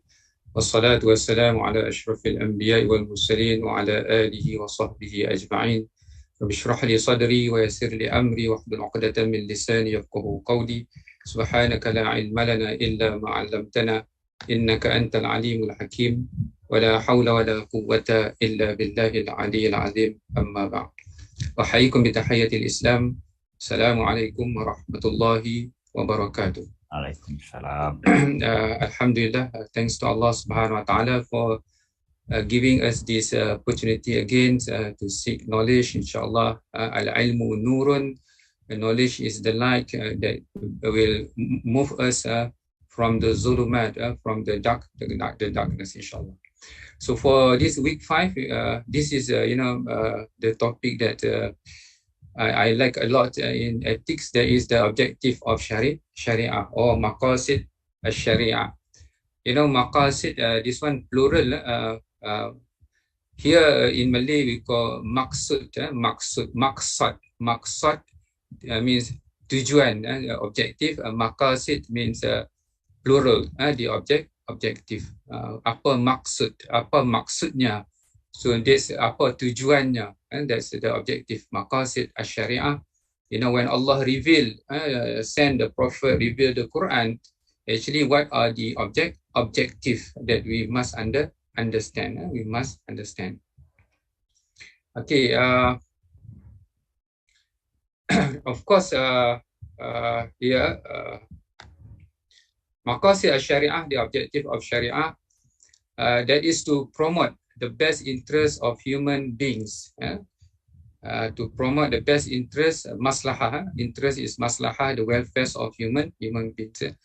You know, Allah is not profit oriented, meaning that when Allah assigned or command us, Allah does not take any profit, and even Allah does not suffer loss, you know, if we don't follow. But all these obligations and obedience to Allah subhanahu wa ta'ala, at the end the return will be enjoyed by ourselves. So it is not for Allah, it is for us. It is for us. This Ramadan, for example, it is quite difficult, but actually the return, the benefit is for us. Allah does not take any profit from it. So that's the general objective is to promote the best maslahah, the best welfare of human beings. Masalih al-ibad. Of course, there are two worlds here because we live in. We are going to have experience two worlds. Number one, to secure the interest of mankind that pertains to the hereafter. Okay, this is the most important and number one, because our real home is not here. Our real home is not here. If you face difficulty here, it's okay. You know, it is temporary. It is not permanent. But when you, let's say, for example, but when you face difficulty in the hereafter, that is terrible. That is a tragedy, because that's our real home. It is forever. So that is number one, to secure the interest, the maslahah of mankind that pertains to the hereafter. Okay, then because we live in this world is the mazra'ah, the farms for akhirah. You know, the way that we ladang amal, for the farm for our amal, our deeds. So Islam also take care about our life in this world. Thus the second objective is to secure the interest, the maslahah of mankind pertaining to this world. So both worlds cannot be what they call this separate. If there is no dunya, and there will be no akhirah, because the dunya is the place that we plant. How we are going to harvest if we don't have the place for plants? Okay, that's very general. That's very general. You know, when we look at this, number one is, of course, is the most important, and number two is also important. So by looking at these degrees, so anything that relates to the hereafter, it is more important. It is more important, without denying, ignoring what is in this world. In this world. Okay. So there are certain what they call this interest, maslahah. This is about the hierarchy of importance. This is about the hierarchy of importance. Number one is al-daruriyat. This is the most important. Al-daruriyat, basic requirement. The keyword is basic requirement to the survival and spiritual well-being of individuals and societies. You know, like for example, foods. For example, this is daruriyat, survival. It is about survival. Their destruction leads to seriously affecting human life, basic human rights, demise of normal order, chaos in the society. When we talk about foods and drinks, you know, people will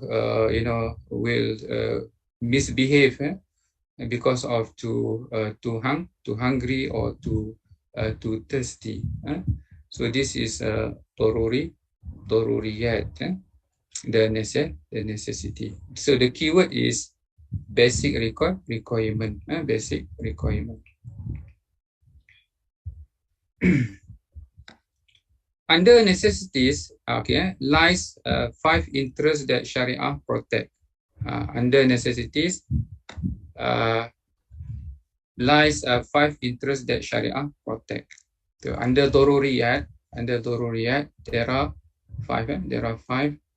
Number 1, this is known as Al-Kulliyatul Khams, or we call also normally, you know, when you say maqam, the 5 objective of Sharia, this come to our mind, the 5 objective of Sharia. Number 1, to protect religion. This is the most important. And number 2 is to protect life.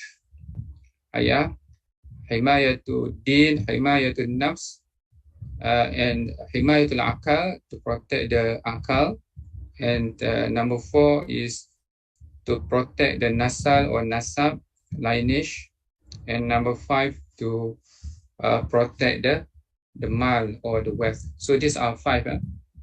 These are 5. Maybe you know, you can think something else. You know, but up to now, everything can be related to these 5. Religion is, you know, according to this sequence, the first is the most important. So don't mess up with this sequence, because it's arranged accordingly based on the level of importance. In case you have conflict between the 5, then the higher is the most prior. Okay. So let's say, for example, life, and when we talk about to protect the life, wala tulqu biaidikum ila tahluka, don't throw yourself into destruction. So anything that you do that may harm you, so the hukum might be haram, for example. So let's say, for example, you take drugs that harm you, so the hukum is haram, because to protect life. You go for, you know, you go for war. Let's say, for example, you go for jihad. So it harm the life, because you open yourself, your body, for destruction. So originally, you go for war, so the hukum is haram. The hukum is haram. But if that war is required by religion, so it may come under jihad, then it is it become wajib, because the interest of religion is higher than life.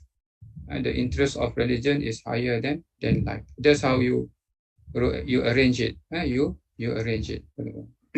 And okay, let's say, for example, there will be what I call this example that will be later. Okay, the needs. The first one just now about the hierarchy of importance is al-daruriyat.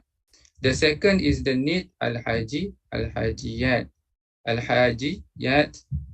Those interests which are needed to the keyword is just to support necessities. Al-hajiyat. Remove severity and hardship. To remove severity and hardship. Their absence does not impose a threat to the very survival of normal order and basic human rights. Basic human rights. Okay. Okay, that's number 2.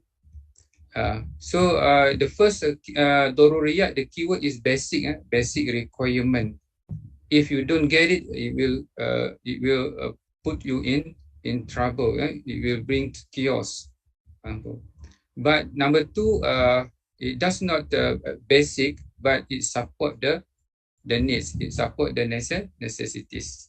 Then we have number 3, which is tahsiniyat, the complementary interest. Tahsiniyat, this is to attain perfection and refinement in human life. That's better.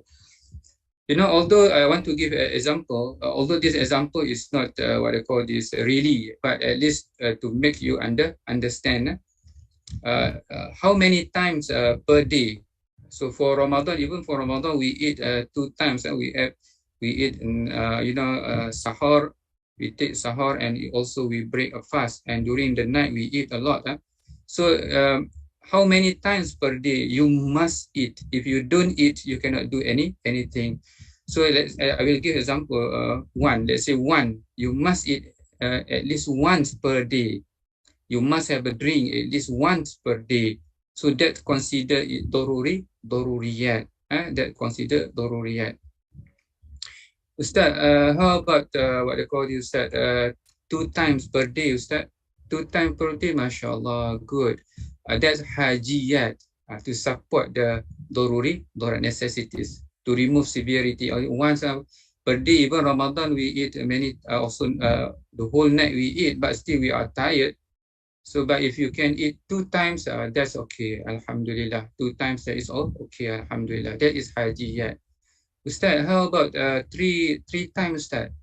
3 times is, oh, wonderful. If you can have meals, for example, 3 times per day, that is tahsiniyat. So there is daruriyat, hajiyat, and tahsiniyat complement. Ustaz, how about we eat 5 to 6 times per day, Ustaz? 5 to 6 times per day. Oh, that's maybe we call bazirat. Bazirat meaning that that's extravagance. Extravagant. If you have a heavy meal for 5 to 6, I think you better use that money to give to those who don't have food to eat, for example. At least 3 to 5 heavy meals, that is enough. That's considered already complementary. So that's the hierarchy of importance. Daruriyat, hajiyat, and tahsiniyat. You know, during the time of Uthman, when he ruled the countries, he became the Khalifa, Uthman, and also Umar Abdul Aziz. You know, when they gone through, Umar Abdul Aziz only 2 years and a half, very short. But during his rule, nobody deserves zakat. Nobody deserves zakat. Meaning zakat here, those who don't, those who need support, daruriyat, maybe hajiyat also. So meaning that those, when no one deserves zakat, meaning that the issues of daruriyat at least settled. So that's the government take care of those who don't have food, don't have drink, basic necessities. They settle it first. Until to that extent, nobody deserves zakat. But but what is happening now? There are those who don't have enough sufficient daruriyat, but some people who are very rich, they do not know what to do with their money. For example, that's the problem. Meaning that the government, they should, for example, cater or to first settle the issues of daruriyat, then hajiyat, and then it comes to the best, that is complementary. Then that's why during the time of Uthman bin Affan and Umar Abdul Aziz, and it is reported that nobody deserves zakat, because the issue of daruriyat and hajiyat is being taken care of. The benefit of this classification is to resolve any conflict between these different categories of interest. So why it is arranged in such way, in case that you have conflict. In case that you have conflict. If, let's say, for example, the rule of conflict and priority, the stronger interest shall prevail. The stronger interest. Let's say, for example, in case of daruriyat, although all the necessities should be observed, promoted, and protected, in case of conflict, they should be taken according to the following order. Daruriyat have priority over the hajiyat, which in turn have priority over the tahsiniyat. Meaning that if you want to help, for example, we have to help those who are in daruriyat first. Those who are to settle the issue of daruriyat first. Then we can talk about settling the issues of hajiyat, and then to make it better. Deen has precedence over life, as I did mention to you just now. When the call for jihad, we have to sacrifice the life, because life number 2, religion number 1. Life number 2, religion number 1. So under this ground, I think those who go for suicide bombing, they go for suicide bombing under the name of religion, and then they sacrifice it their life. But with regard to suicide bombing, the hukum is according to the fatwa of Yusuf Qadawi, the hukum is haram, except in the situation of Palestine. So meaning that any other place, for example, so that it is not allowed, because those who kill are not they are the innocent people. They are the innocent people. So religion, if there is conflict between religion and intellect, freedom of thinking. They say now people are calling for free thinking, freedom of thinking. In Islam, can we think freely, Ustaz? What is creativity then if you don't have freedom of thinking? So I may ask, so what is creativity? Creativity is thinking out of box, meaning that you think differently from others. Creatively, people are thinking within the limit, the perimeter of the box, but you think outside the box. But in Islam, there is another box. There is another box outside the box. So don't go out from the religious box. Don't go out from the religious box. So if it's contradict between the what they call this, the religion, so religion first, the interest of religion first, rather than the freedom of thinking, because religion, the interest of religion is number one, while the interest of thinking, akal, is number two. Religion versus property. So that's why there are haram spending wealth. You are free, that's my wealth that I can use to whatever because that's mine. No, if it goes against religion, then you are not allowed. You are no longer free. You are no longer free because the interest of religion is higher than the interest of the wealth of the wealth. Life has precedence over nasal. Life has precedence over nasal. This is about abortion. Abortion, when a female get pregnant without legitimate father, then the issue is nasab. The issue is nasab. And then it has difficulty to the child at no father, no legitimate father. So what is the solution to protect the nasab? What is the solutions to protect the nasab? By abortion. By abortion, go and abort. The issue now, can we abort? Does Islam allow abortion? So then it is not allowed because nasab is number 4, life number 2. So meaning that if you commit abortion, meaning if there is the baby, the fetus has life already, then the protection of the life is higher than protection the nasab. Protection the nasab. So abortion is also haram. Abortion is also haram because the conflict between life and nasab. So student may ask, Ustaz, how about if the fetus has no life yet, maybe 1 week and 1 week or 2 weeks, it is just there is no life yet. Can we allow abortion? When there is conflict, when there is life, so ijma consensus, the hukum of abortion is haram. But when there is no life, because no clear, definitive, what they call this hujjah, so then the ulama become khilaf. Some say harus, some say makruh, and some says, but the majority, we go for the majority. The majority remain, the hukum remain haram. The majority stay, the hukum remain haram. Under the grounds, the reason is number one, it will encourage the culture of zina among teenagers. It will encourage the culture of zina among teenagers.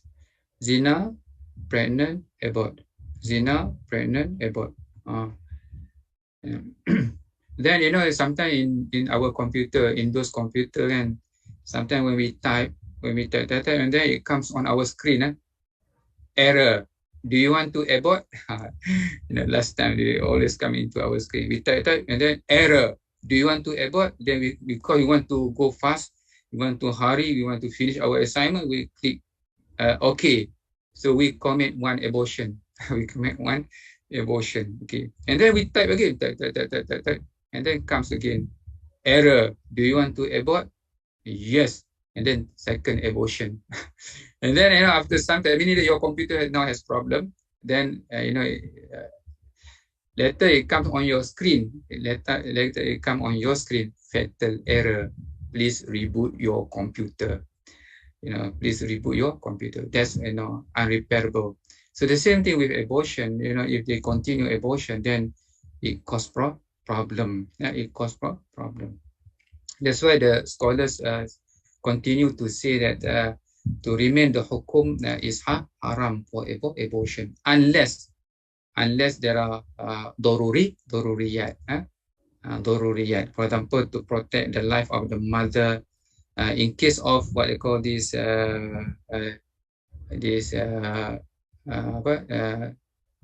sumbang mahram. Sumbang mahram is what we call Sharan, sumbang mahram? It's out of wedlock. This is sometimes between father and daughter. Yeah, out of incest. We call it incest. Incest, for example, or rape. Under rape also, because this is daruriyat, so it is allowed. It is allowed. But if there is no daruriyat, it is not allowed. It is not allowed.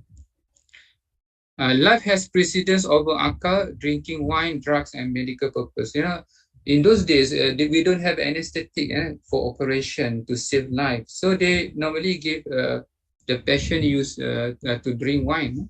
You drink wines, then the patient become unconscious, you know, then they go for operation. But now we have already anesthetic. So why it is allowed or not? It is allowed because to save life. To save life. And if there is conflict between life and akal. Akal has precedence over wealth. So meaning that, you know, you want to study, you have a lot of wealth.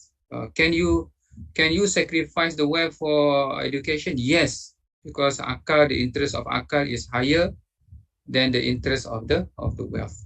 If there is conflict between wealth and akal, intellect, so priority should be given. Priority should be given to the interest of akal. Okay. Another, you know, analogy I would like to give, you know, let's say for example, a thief comes into the house. A thief comes into the house, and then the thief give you choice. He put X on your neck, parang on your neck, and he give you choice, life or wealth. Life or wealth. So which one you want to give? And auzubillah, Pasharan, if which one you want to give, life or wealth? Maybe wealth, yeah. Wealth, because life is more important. Yeah, life. You know, if we have life, we can continue to find wealth. But if we lost life, then finish. And okay, but there is hadith saying that if you protect your wealth and you die as a shahid. So what does it mean then? What does it means? Here, you know, like this.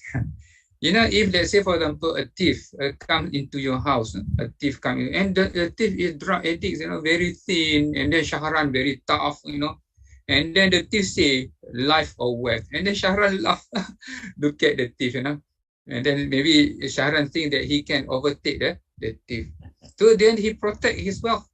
But, you know, unfortunately, the thief, even though he is very thin, he has all the colors of belts, you know, semua tali pinggang ada. Then, you know, then we die, for example. Oh, then we die as a shahid. But if a thief comes, you know, with machine gun, with parang, 4 people, Then you want to protect your wife. That's not shahid. That's we call suicide attempt. Suicide attempt. The death. It is the death of a frog. We call the death of a frog. Mati kata. Meaning that you must know the hierarchy of priorities. The hierarchy of priorities. Okay. That's the what they call this, the example of those 5 maqasid ash-shari'ah. Another issue. This is another issue. Let's say, for example, a thief comes into your house, a female house, and she was alone. Then the thief give a choice. If you don't allow me to, na'uzubillah, if you don't allow me to rape you, I kill you. So now the conflict between nasab and life. If you don't allow me to what I call this, to rape you, na'uzubillah, I kill you. So now the lady has 2 choices: life, to protect life, or to protect nasab. So which one? Which one? Should I give if I'm female? Life or my marwah? So and I asked in class, mostly the women they prefer to die. They prefer to die, and some say that I will sacrifice my marwah for the sake of life. For the sake of life, maybe for the children, because I have still many children, for example, that depend on me. Young children, for example, they need me. So they sacrifice their marwah for the sake of life. Actually, in this situation, that's why I go back to this. I hope you are following me. I go back to this. This is okay. This is daruriyat. Remember, under daruriyat, the haram become permissible. So okay, you see. You read. You can see the sentence downstairs.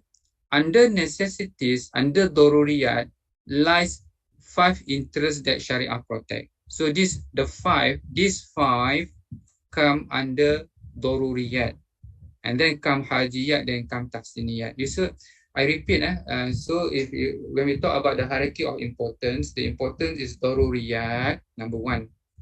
Under daruriyat come the sub 5 to protect these 5. 1, 2, 3, 4, 5. Then comes number 2, hajiyat.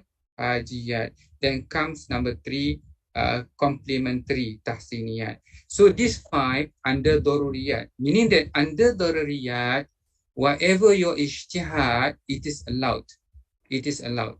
So meaning that if you prefer, let's say, if you prefer your life to protect life, and then according to the hierarchy of priorities, yes, life is higher than the marwah.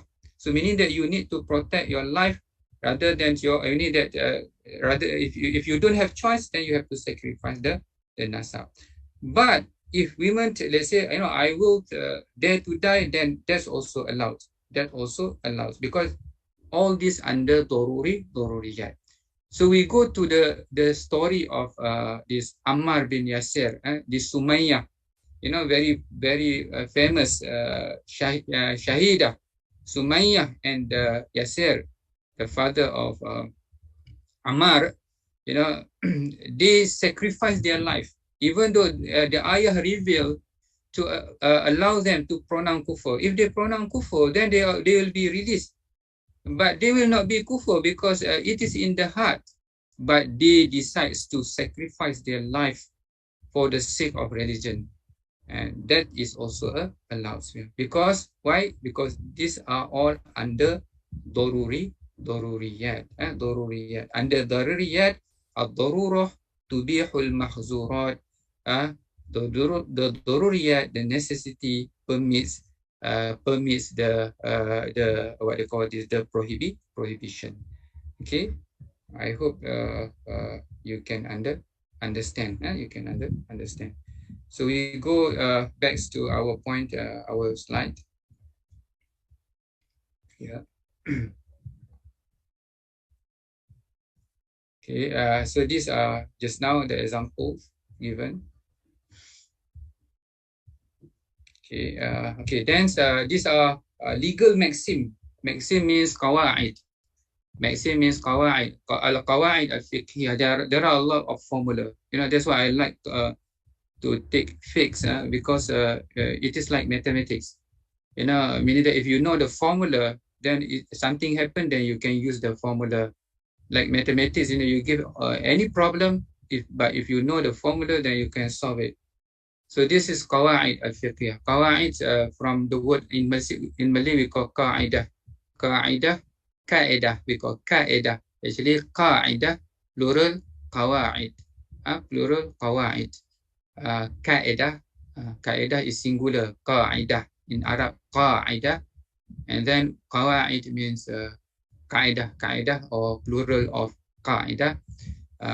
These are the among the importance. Number one, committing the lesser of two harm. Committing the lesser of two harm. You know, if there are conflict between the two, you know, meaning that both are harms. This principle called akhafud darar. Both are harms. Both are harms. You have no choice. You have no choice. Then you can do the lesser harm. You can do the lesser harm in order to avoid a greater harm. So under these grounds comes what we call, in Malay we call bohong sunat. Bohong sunat, how to translate bohong sunat is recommended lying. Actually there is no in Islam recommended lying. Bohong sunat no, actually in Malay only. In Islam, you can lie in order to protect a greater harm.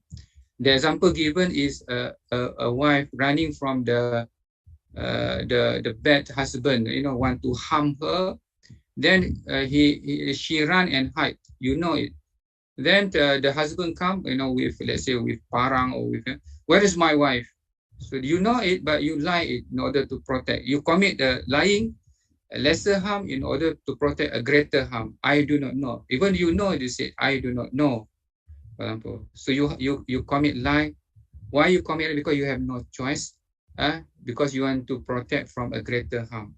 This is the situation where the prohibition is allowed. Where the prohibition is allowed. If you have no choice, you have only two choices. Both are harm.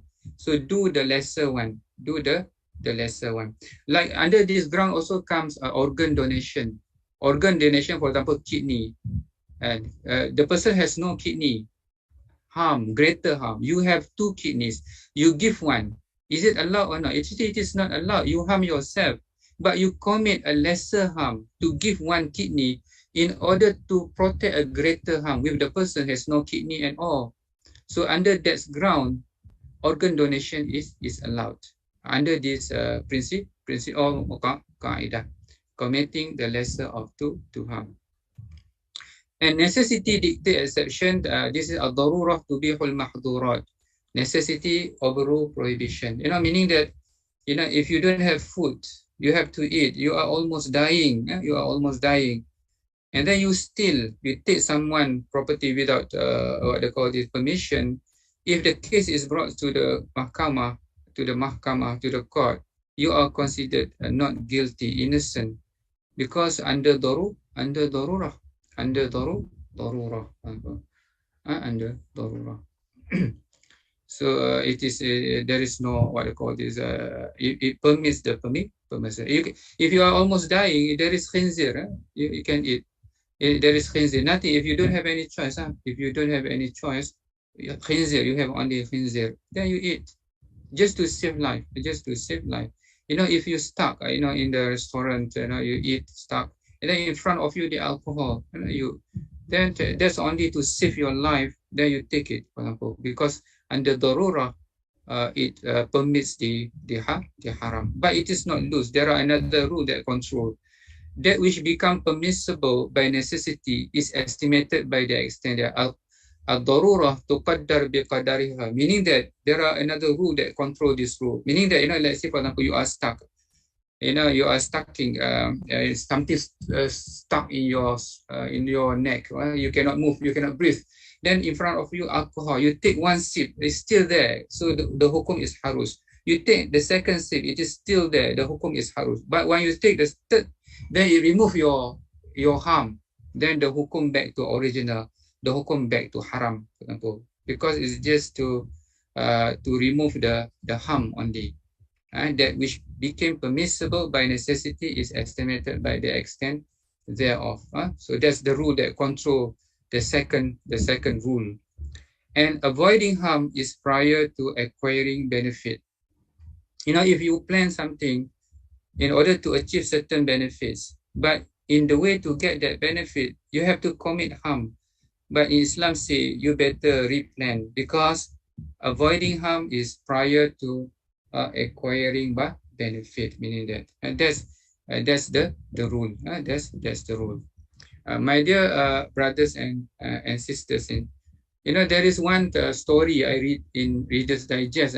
One aeroplane landed in Andes, this Andes in Himalaya. This reported by the survivor. They take almost 2 months to be rescued. 2 months, meaning that some died and some alive. How they alive? They eat their friends. They eat their friends. Is it allowed to start to eat their friends? There are ethical discussion. Some say no, though you are not allowed to eat your friend. Some say yes. But under Islam, when it comes under darurah, you have to. Then you eat, for example, just to save life. But you cannot enjoy lah. You cannot enjoy. Ini nanti ada ayat asam apa semua, fresh. And tak boleh lah, you cannot lah. Meaning that, just to save life. When you feel, I'm alive again, then the hukum back to haram. And there is another story. This is in law. 3 people are floating. 3 people are floating in the sea. They are very hungry. One of their friends are very weak already, almost dying, but not yet die. So they kill him and they eat. Then they are being rescued. So the case brought to the court, they found guilty, but with like punishment, because under under duress, under difficulty. But it is not allowed, because you commit a killing. You commit a killing, so it is not allowed. So there's some issues with regards to this legal message. Actually, there are a lot. There are a lot. Okay. And that is the end of our slide. I hope that this will will motivate you, will opens your mind to read more. There are a lot more what they call this maxim, qawaid with regard this, especially in terms of mu'amalat. Okay, I think I stop here early 1 minute, Shahran. Okay. Thank you. Thank you so much, Doctor. I think this is just a very brief introduction of Maqasid Sharia. There will be more discussion in the future, inshallah, Doctor. We will delve in this subject. This is now the the most relevant discussion in our Muslim world today, inshallah. Thank you so much. Welcome. We'll see you next week, inshallah. Thank you very much. Assalamualaikum. Waalaikumsalam warahmatullah. We wait for Dr. Fatimah to come in.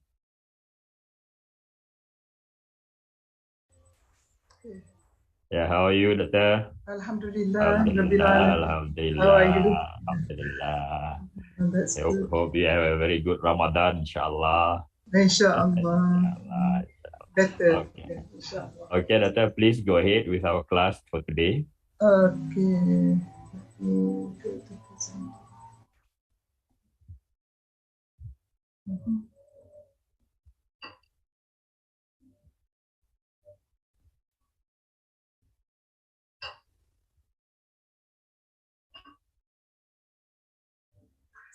Okay, أعوذ بالله من الشيطان الرجيم بسم الله الرحمن الرحيم رب اشرح لي صدري ويسر لي أمري واحلل عقدة من لساني يفقهوا قولي how everybody, I hope this Ramadan will raise our spirit and our psycho-spiritual state, inshallah. Yeah, by learning or through the process knowledge, inshallah. So, how do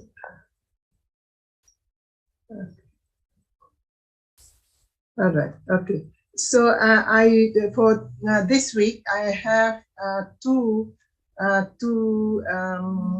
group of slides. Yeah, first slides. This is the remaining slides on the Quran and cosmology, Quran, Islam and science, and so focus on the Quranic view on cosmology, nature, and the whole universe. Yeah, so a few more slides, and then I will start. Also, when I finish these few slides, I will start with the introduction to Islamization of knowledge, a brief historical background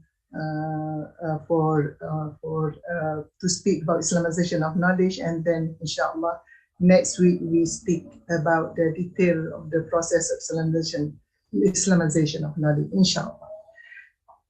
So to finish this, to complete this discussion on Quranic perspective on cosmology, on nature, on universe. Yeah.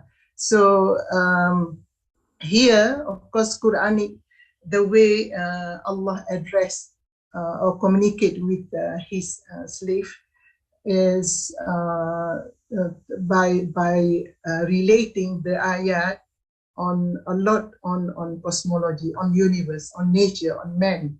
Yeah, so and all the natural phenomena. This is the way Allah communicate with human being, with nature, and with His own creation. Yeah. So and for human being to understand. Yeah.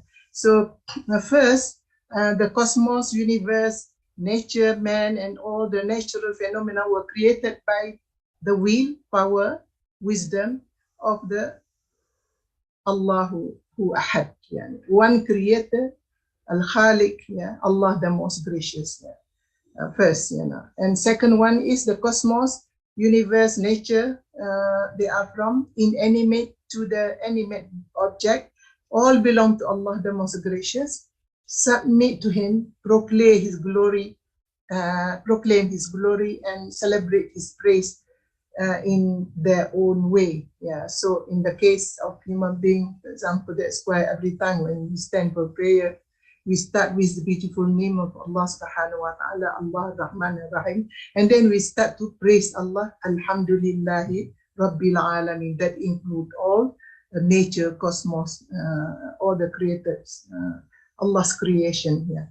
And the cosmos, universe, nature, and mankind, including inherent human nature and instinct, manifest the ayah of Allah, sign of God. Yeah.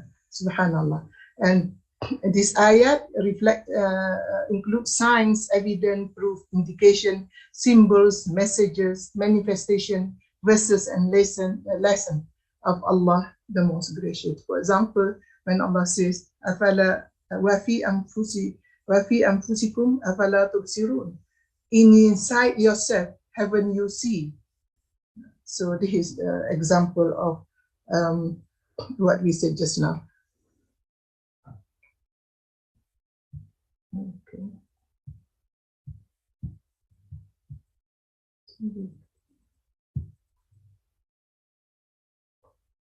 Yeah, the Quran contains more than 850 references to all kind of natural phenomena, pointing to His sign in the open book of nature, Ayat al-Kawniyah. Yeah.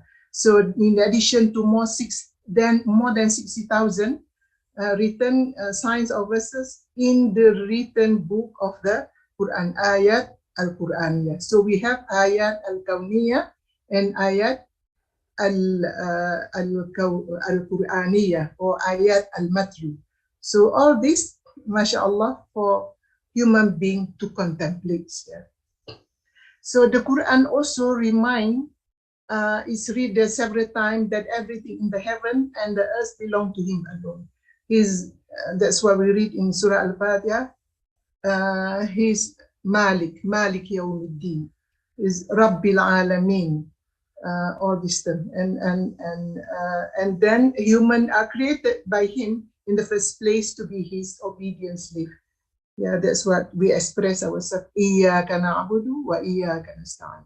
So for the scientists who base their study on Tawheed, or Quran, Tawheed that derive from Quranic worldview, so this revealed knowledge, when he studied, revealed knowledge or illumination means that the scientific work is also a method of gathering revealed data by which they get to know and acknowledge the present, the ownership, the sovereignty, the power, the design, the will, and the favors of Allah, ni'am, ala, the bounties of the creator, sustainer, and universe. This is the spirit or the characteristic.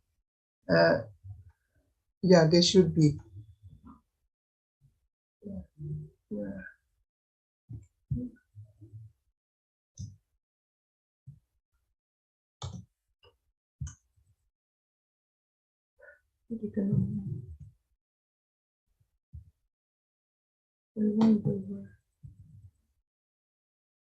Yeah, so the scientists should have this kind of spiritual and metaphysical perspective that will help to instill and nurture in the personality of them, and the spiritual and the moral attitude of submission, piety, gratefulness, indebtedness, accountability, humility, and love, as far as his relationship with Allah, the most gracious, is concerned. So this attitude or mindset, of course, will not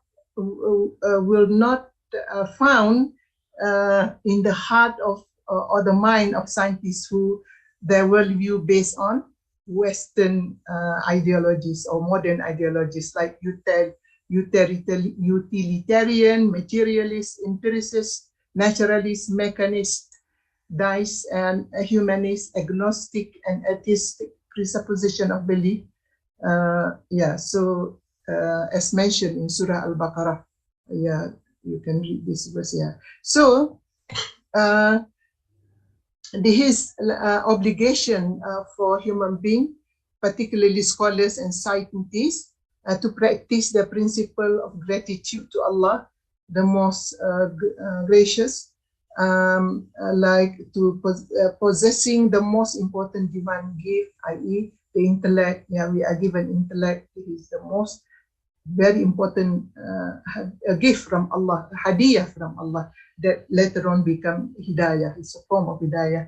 And then human being being given knowledge, wisdom, and learning by him. This is not by us, this is from him. Yeah, that's why it cannot be arrogance. Yeah, being taught by Allah, the most gracious, that of all cosmos, nature, mankind, or humankind are manifestation of his oneness, his signs, his goodness, and his bounties, ni'am or ni'amah. Yeah, so making all those bounties available and subservience to human being. So Allah create all those created things available as bounties, and they are subservience to human being. That's why we have to develop the principle of shukr, gratitude, yeah, to Allah, the most gracious, and the vital spiritual quality of the correct relationship of servanthood, yani ubudiyah, between human servant and the compassionate master and sustainer. Yeah. The opposite of gratitude is kufur. Yeah, that's why in the Quranic verse, I mean, almost every page, Allah highlight this the opposite attitude, the attitude of mu'min, which is shukr, gratitude, and patience, and then the opposite is the kufur, the attitude of kufur, which are ingratitude. So as a Muslim, we may not, when we read ayah on al-kafirun, for example, or the name written as kafir, they are kafir, the non-believers, don't think that it is far from us. No, because their attitude, their mindset at times, commit or Muslim who less iman or weak iman, they have this kind of attitude of kufr, and intellectuals arrogant. They may be Muslim, but because of lack of iman, they have this. That's why Quran direct this to us. When Allah mentioned the attitude of kufr and intellect and arrogance, we have to be careful and try to muhasabah ourselves, so that we are not actually having that kind of attitude, or away from that attitude. So as for the attitude of being kufr and not believing in Allah subhanahu wa ta'ala, so we have the whole world pay the price now in various what is happening in various global crises besetting the world. Environmental degradation, global warming, energy depletion, wars, violence and terrorism, economic, financial turmoil, political leadership, corruption, moral decadence, cultural hedonism, and the widening rift of social injustice between privileged few and the deprived majority. So and then here the focus on the study of the Quranic verses regarding natural phenomena. From this study, we are able to deduce from them 6 major principles regarding the nature of natural order. So this is I refer to the work of Ismail al-Faruqi, a great scholar, Allah yarham. So he developed 5 principles after studying the Quran verses on natural phenomena. First is createdness, the second is temporality, orderliness, third, fourth is purposiveness, and the last one is subservience. So this is from Professor Ismail al-Raji al-Faruqi, the great mujahid, mashallah, fighting his intellectual capability to support, to help Muslim and Islam. So first we refer to the createdness nature. Nature is created by one true God. So nature is created by Allah, the most gracious, who created it by His command for it to be. So the sheer vastness and complexities of time, space, matter, the incredible intricacies of the physical law, the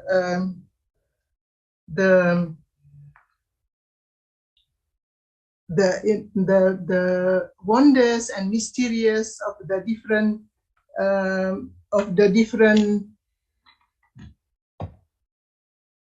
types of creatures, overall balance and order in the cosmos, the outstanding physical beauties, the interconnectedness of physics, chemistry, biology, and mathematics, the interdependence of different systems and species, and of man, flora, and fauna, the unfathomable mathematical system and formulas, and the abundant sustenance for life to exist and flourish in the whole limitless cosmos.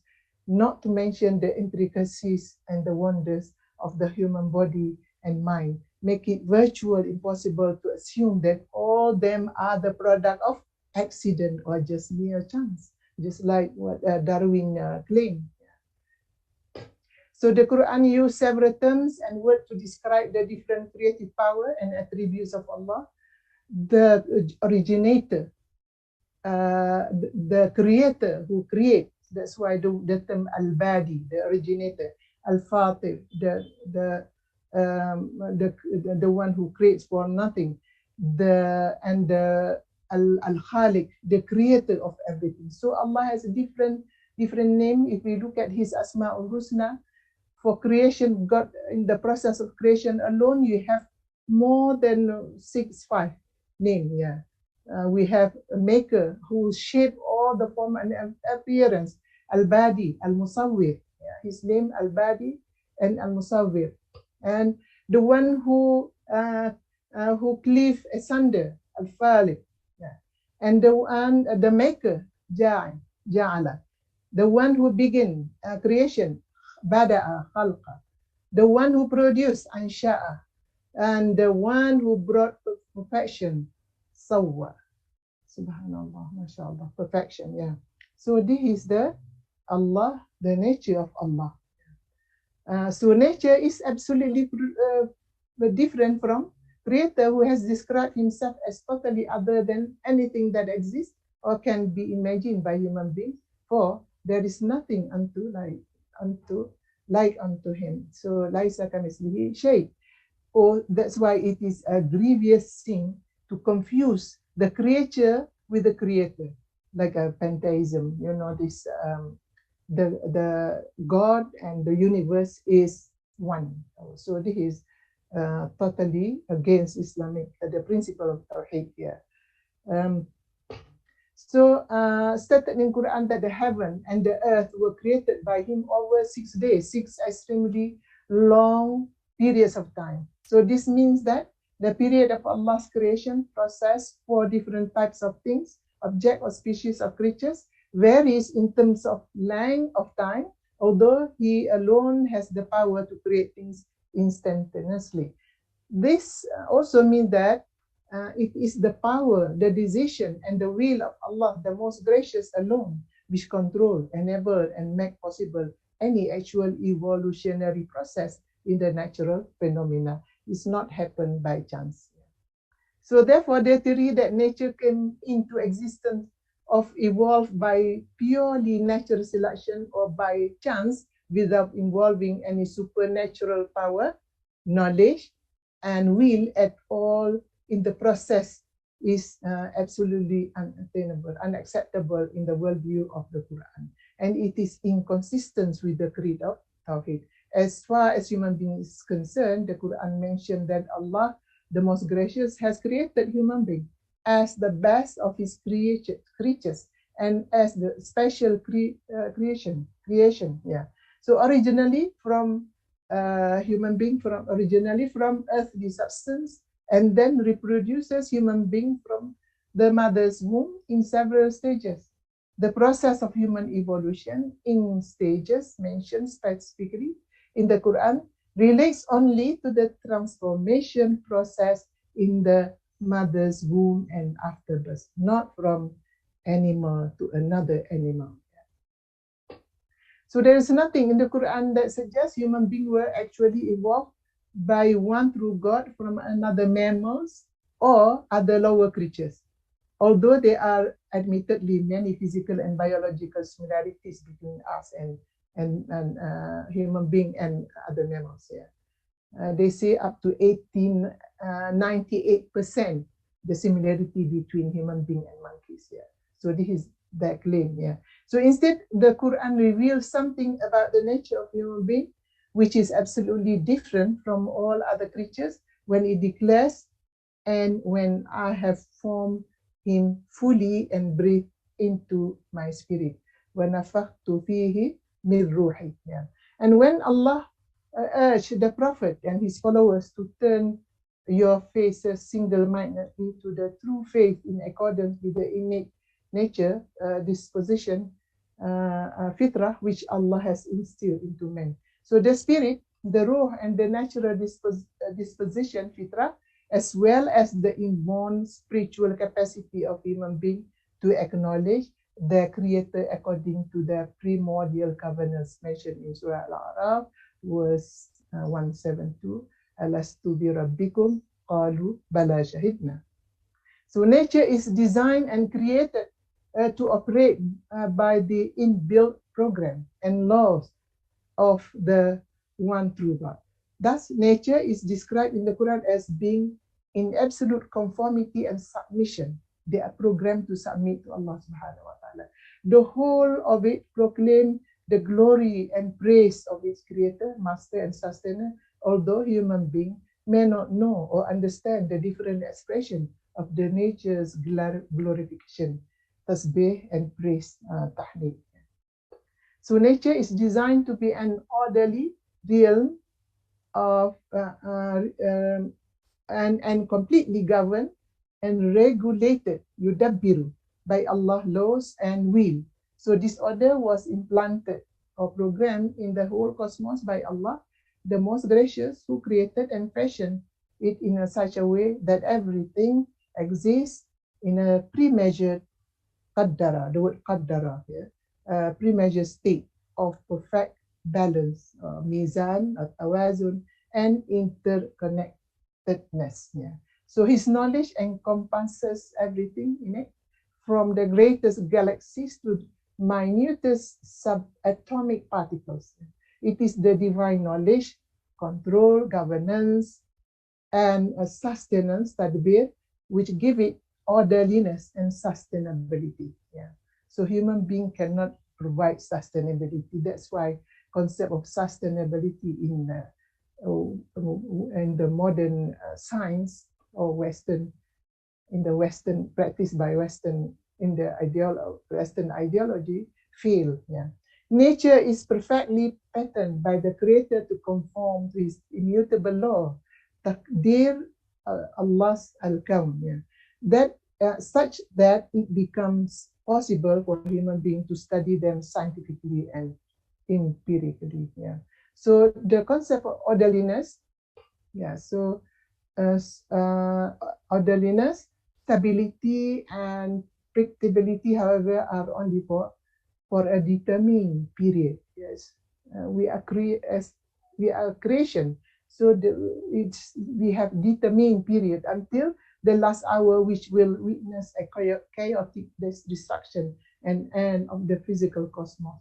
So a new creation, inshallah, will brought forth.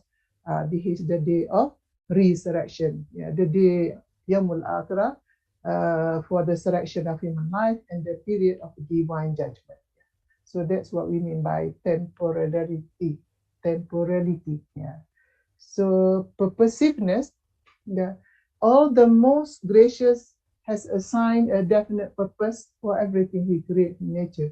So Allah says, we have not created heaven and earth and all that stand between them in sport. Yeah. We have created them in righteousness. Yeah. Purposiveness in the cosmos and nature is the opposite of chance happening or purposeless existence of godless nature. Yeah. So the creation of human being by Allah, most gracious, is for the great divine determined objective of worshipping and serving Him. Yeah. So Allah created. That's what we believe in theory of creation, not theory of evolution, because evolution, for them, there is no purpose because there is no creation. So it just go by accident, happen by chance, no purpose, no significance at all.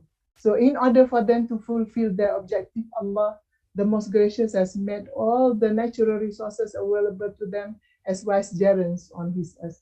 Thus, human beings are meant to live on planet Earth in the context of mutual interdependence. Yeah, with all that nature has to offer on land, water, and air, and in the air. So human being and nature designed and sustained by Allah, the most gracious, to coexist. Very important, to coexist in a perfect harmony together to fulfill the purpose which the transcendence and the benevolent Creator had intended for both His creation. The moment when there is no integrity, there is no interdependency with each other, so there won't be harmony anymore. There will be chaos. That's what we are facing today. So since purposiveness is not only an attribute of every object in nature, but as also quality of the totality of nature, Allah, the most gracious, intended for human being to fulfill the divine purpose by making the whole world and nature as the theater for moral action. Yeah. Because we are created to be tested by Allah subhanahu wa ta'ala. Yeah. So last one is about subservience, taskhir. The nature of the subservience of nature to man means that the sun, the stars, the moon, heaven, earth, animal, planets, and all things, actually the elements are made by Allah to be malleable and subservient to man's use. It is man's privilege to use nature for good purposes only. Yeah. So nature's orderliness and abundance in all kind of bounty, ni'mah, and goodness make it possible for man actualization of good faith, servanthood, vicegerency. Yeah. So the Quran enjoins that the law, secret, wonders, and benefit of the nature are to be discovered, known, and utilized by human beings through rational and empirical method, but within the framework of true iman, yeah, taqwa, mindfulness, mindfulness, and absolute monotheism or tawheed. Yeah. So this is the holistic approach that the Quran enjoins, namely the study of nature on the basis of faith in the one true God and the attitude of God consciousness, mindfulness, is represented by ulama, God-fearing scholars, and the model of the ulul albab. We discuss in separate lecture, but we come across with the term ulul albab all the time. So mindfulness in Islam is not limited or very small scope, like mindfulness developed in the Western counseling and psychology. Yeah. Okay, so we have a new. We go to new slides.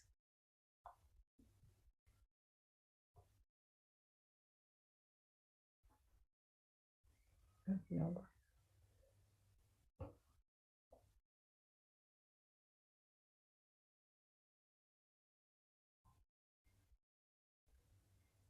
Sorry.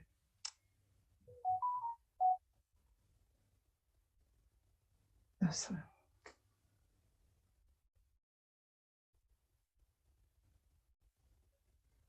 Okay, so our second slide is Islamization of Malaysia. So in this slide, let me make it bigger. Oh, not shared yet, bro. Not shared yet? Not shared. Okay. Okay. Okay.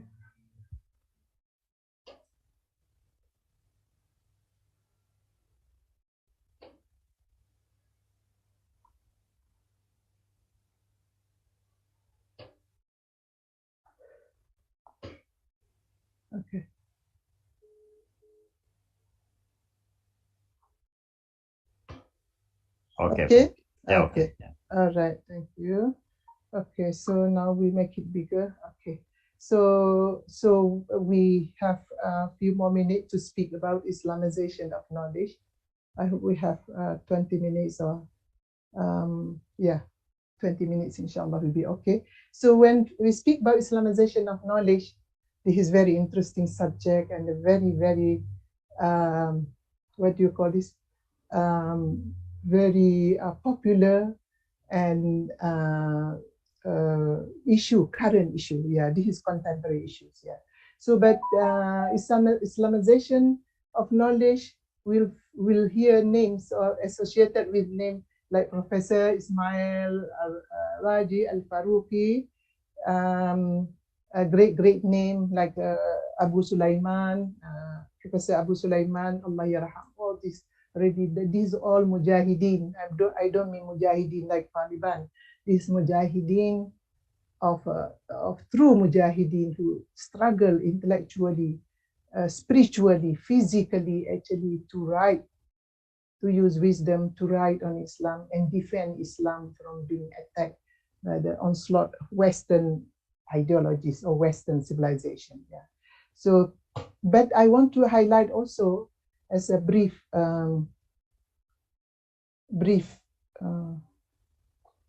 explanation related to the issue of Islamization.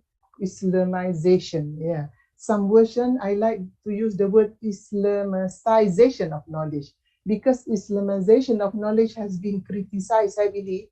Why? Because some people confuse and then people think that Islamization of knowledge, one element of it, like you are forcing people to convert, to come to Islam or to convert to Islam, you know, which is not the case. Yeah. So Islamization of knowledge is actually about that what we are going to talk about. Okay. So first, Al-Ghazali.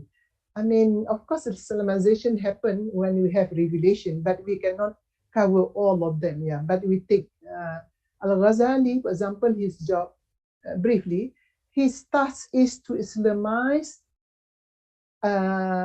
Islam or Islamic value from Greek influence or Greek philosophy, because there were a few Muslim philosophers at that time were so impressed with Greek philosophy, and then it influenced their worldview on nature and on metaphysics, terminologies, yeah, create a lot of contribution. And also, of course, before that, Muslim during the age of golden age of Islam, they have done the activity of translation mainly from Greek philosophy. Yeah.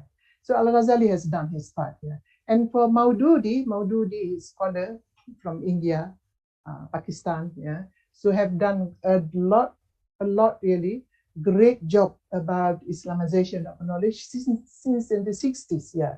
So he speak about, he criticized Western education or Western education that being not education in his country that influenced by Western modernity, yeah, through colonization process, yeah, of course, yeah. So, but not only that, he also criticized traditional education in the country and Muslim countries in general, yeah. Because according to him, modern system of education reject God, the result of that, or can and values and moral and lead to selfish, because they have ideology at that time, materialism, Marxism, all other ideology, hedonism, and all these Western ideologies reach countries like all over the world, including our country, Southeast Asia. And these ideologies led to create attitude of selfishness, individualism, and worldly desire, love the world so much. Yeah. So he asked he called, of course, he has movement, Islamic movement, to reform the system of education, aim to a free and progressive modern society. Yeah. He does not subscribe himself to traditional education, because traditional education, according to Maududi, also not helping, not developing, and it is very rigid. And he go for asking for reformation of education, yeah, for Muslim society, yeah. So he wants he speak about Islamization of all social, natural, and physical sciences, yeah. So he speak also on his stress in education. He stress on character building so much, and also he stress on girl education. For him, with girl without education, a country will not definitely progress. Yeah. So Islamic holistic philosophy of education, according to him, need to put into practice. And also he struggle for politics. He struggle, of course, for political state. He struggle. He propagate this idea of theocratic, yeah, Islamic state that based on concept of Tawheed. Yeah. So this is Maududi. For Khurshid Ahmad, his contribution in the field of Islamization is in economic, from Western economic to Islamic economic. He has done a great deal. As for Said Muhammad Naqib Al-Attas is still alive. Maududi Al-Ghazali, of course, already, yeah. So Al-Attas still alive, but he's very old. He's my teacher. So Al-Attas, his approach is more like more on spiritual dimension of Islamization of knowledge, and he defined Islamization of knowledge like as the Westernization of Western knowledge. de-westernization of Western knowledge. And in this effort, he's focused more on liberating the soul, more on nature of human being, liberating the soul from being captured or slave to the lower soul. Yeah, this is his approach. And then he speak about liberating the soul, human soul. This can bring spirit and harmony. This is what he called to bring the state of fitrah. His explanation on Islamization of knowledge. Of course, he speak about Islamization of education a lot. Yeah. And Al-Faruqi, we're going to focus a little bit on his slides. Yeah. But Muhammad Kamal Hassan give very good definition of Islamization of knowledge, which we're going to look at it next week. Yeah. But let us now focus on Al-Faruqi. Yeah. Yeah. So Al-Faruqi, based on his background, language and philosophy. Yeah. Language is English literature. Yeah, mashallah. And then, so he'll ask this question: what is Islamization? He explained what is Islamization, what to Islamize, why we have to Islamize, and how to Islamize, which is very good. Yeah. So first, about knowledge. Yeah, too. So he started with knowledge. Allah says in the Quran, this is Surah Al-Iqra, Surah Al-Alaq. Quran was revealed with the command to read. Iqra bismi rabbikal ladhi khalaq. Yeah. So second is acquisition of knowledge. It's a must for every Muslim. It's about knowledge. Yeah. And his hadith. Yeah. Talab al-ilm faridatun ala kulli muslimin wal muslimat. And also Allah declares in the Quran that udkhulu fi silmi kaffah. Okay, when you becoming Muslim, you enter to Islam, enter in completely, not portion or here. You take this part and then you reject other part. Yes, this is Surah Al-Baqarah. Yeah, so this is about knowledge. And then what happened to knowledge according to observation of Al-Faruqi, there is dichotomy between modern secular and traditional Islamic education. Yeah, just like, of course, this is not only his view. All Muslim scholars at that time who are struggling to improve the affairs of Muslim Ummah at that time mentioned this point here. So, so the worsening condition of Muslim Ummah, or the malaise suffered by the Muslim Ummah due to the process of secularization, westernization, and de-Islamization by Western colonialists. Yeah. So this is the first reason. Yeah. Of course, we have this external problem. We have another internal problem, of course. Yeah. So Muslims are being portrayed as a segment. Yeah.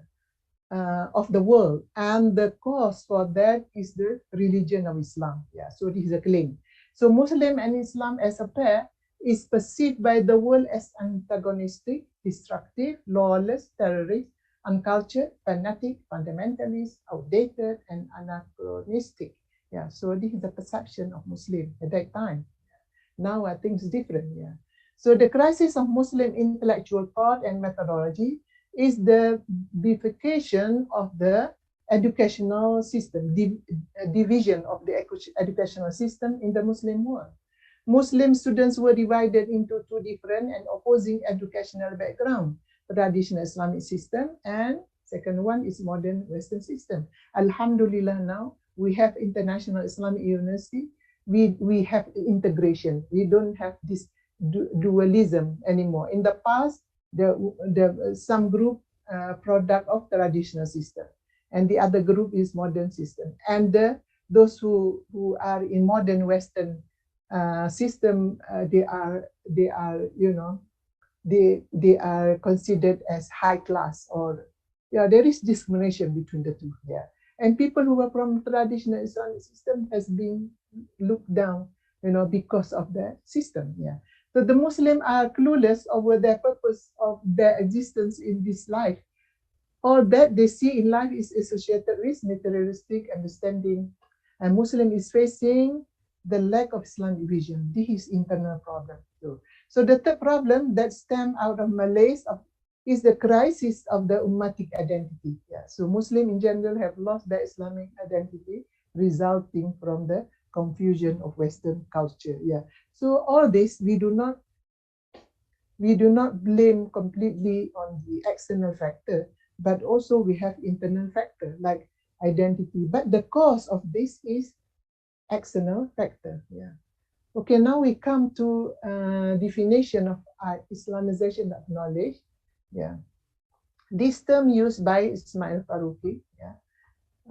But other people, of course, later improve, like Professor Kamal Hassan used the term IOHK, Islamization of knowledge of human science. Okay, human science or human knowledge.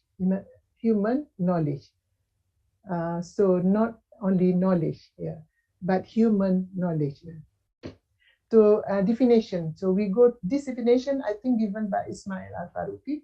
So he said the meaning of definition of Islamization of knowledge is to recast knowledge as Islam relates to it, is to Islamize it, to redefine it, yeah, to an order of the data, to rethink the reasoning and relating of the data, to re-evaluate the conclusion, to re-project the goals, and to do so in such a way as to make the discipline enrich the vision and serve the cause of Islam. Yeah, ultimate goal is to serve the cause of Islam. This is what I say, the jihad.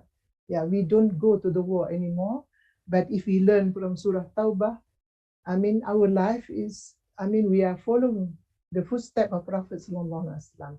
Only the form of jihad is different, but the concept of jihad until today we have.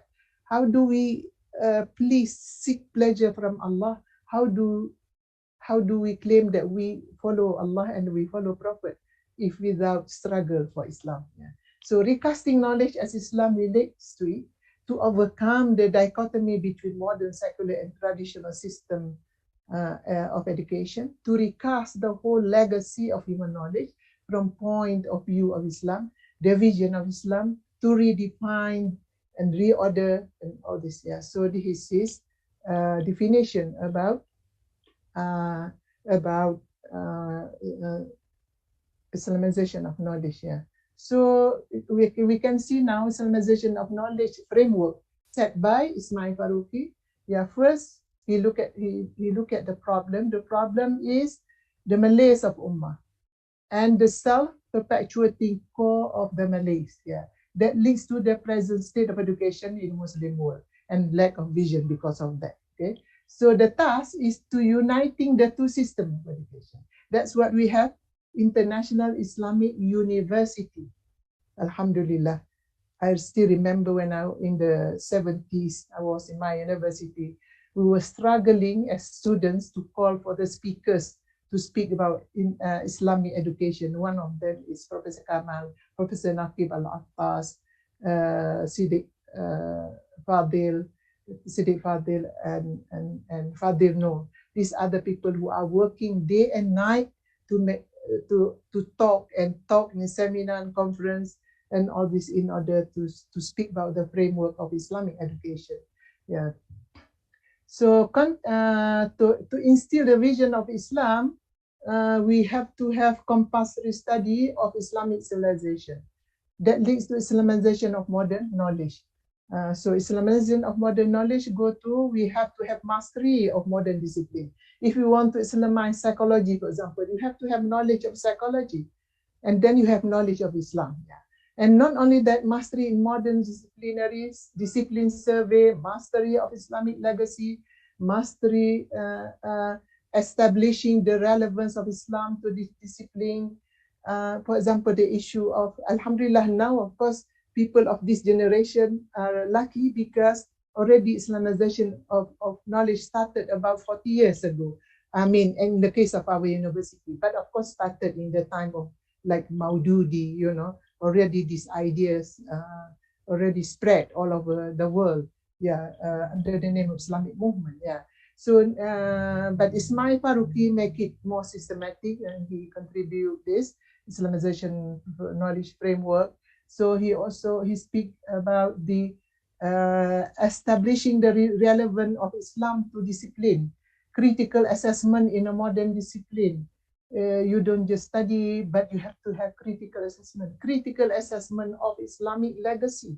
Very important. We have legacy to dig, yeah. And survey of the Ummah major problem, survey of the problem of humanity, creative analysis and synthesis.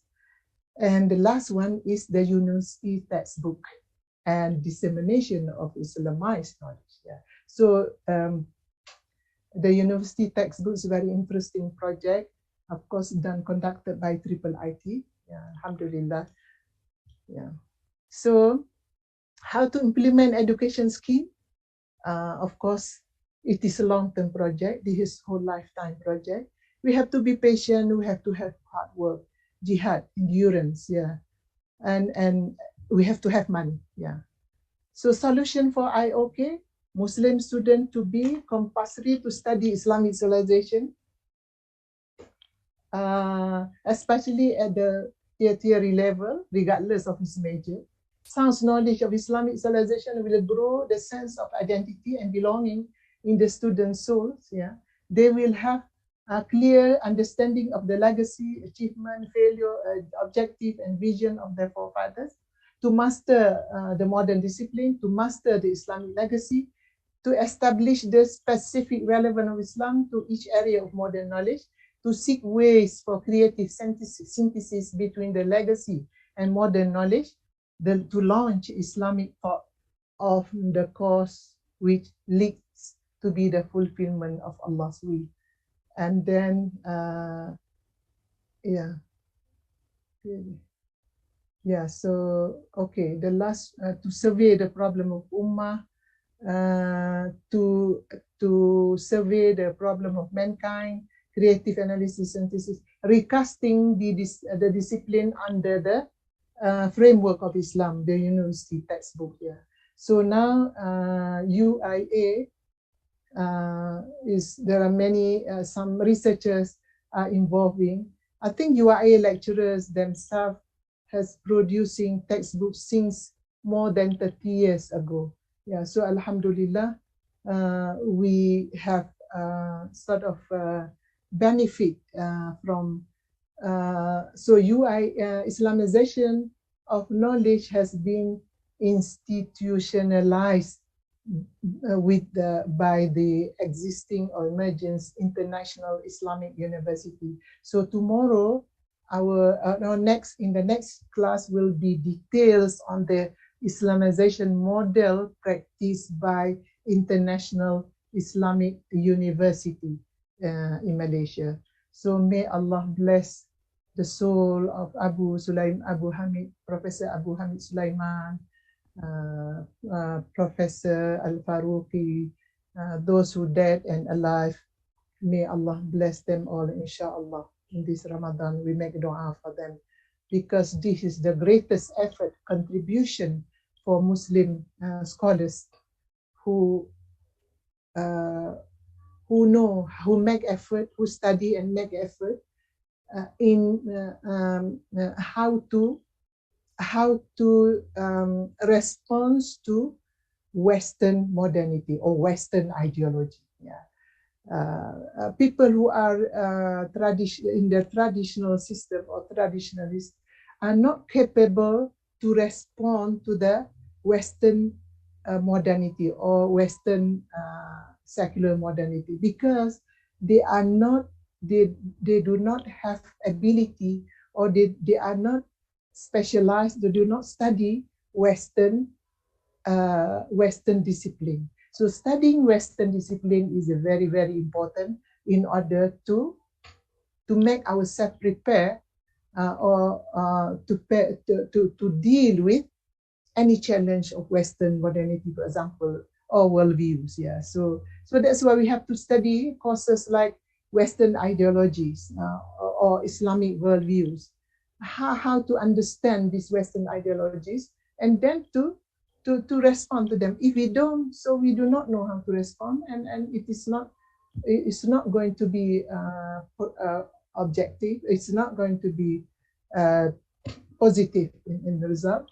So we cannot contribute anything. Yeah. So alhamdulillah, now we have a lot of books, textbooks in Islamization of knowledge in different fields, in economics, for example. So many economic faculty produce and textbooks in economic, in finance, Islamic finance. Yeah, one of the things that we should be proud of as being International Islamic University community is the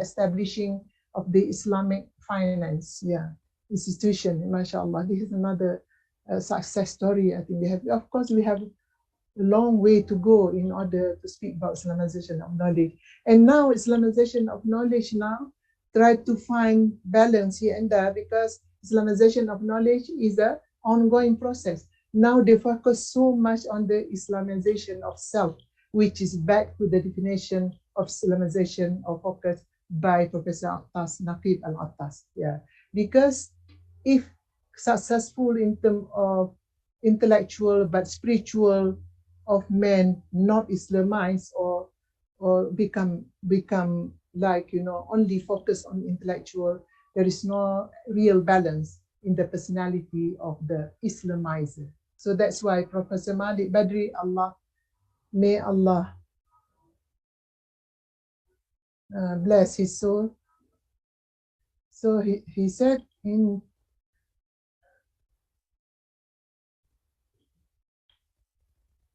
the process of Islamization, he said, you have to master Islamization of knowledge from in the field of Western knowledge, or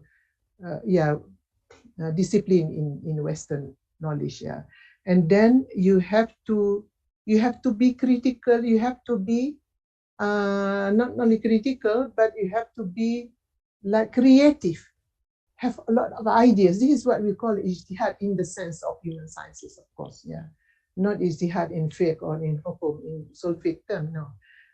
And also he stressed that Islamizer is very important. This is Professor Malik Badri concept of Islamization of knowledge. Yeah. So the one who Islamized knowledge, we have to focus. If they are not, for example, in the field of psychology, if the psychologist very competent in the field of Western knowledge and is in Islamic legacy, he competent, but his soul is not taken care of. He doesn't nourish his soul, for example. How come you can be a good counselor, for example? If you are a counselor, you have knowledge in Western counseling, and maybe you have some knowledge in Islamic counseling, but you don't beautify your soul. You do not clean. You do not purify your soul. That's what we call Islamization of Islamizer, or Islamization of self, according to Professor Muhammad Kamal Hassan. Yeah, I think up to this point, I will stop here, inshallah. So next week, inshallah, we focus more details with Islamization of knowledge practiced by International Islamic University. Thank you. Thank you, Prof. Alhamdulillah. We look forward for next week's final lecture, which is very crucial on Islamization of knowledge. Thank you, inshallah. We thanks Datuk Jamil, Dr. Kabuye, Dr. Noh, Dr. Latif, and Prof. Fatimah for the classes today. And we will meet again next week, inshallah. Thank you, everyone. We close our session with Tasbih, Kifara, and Surah Wala.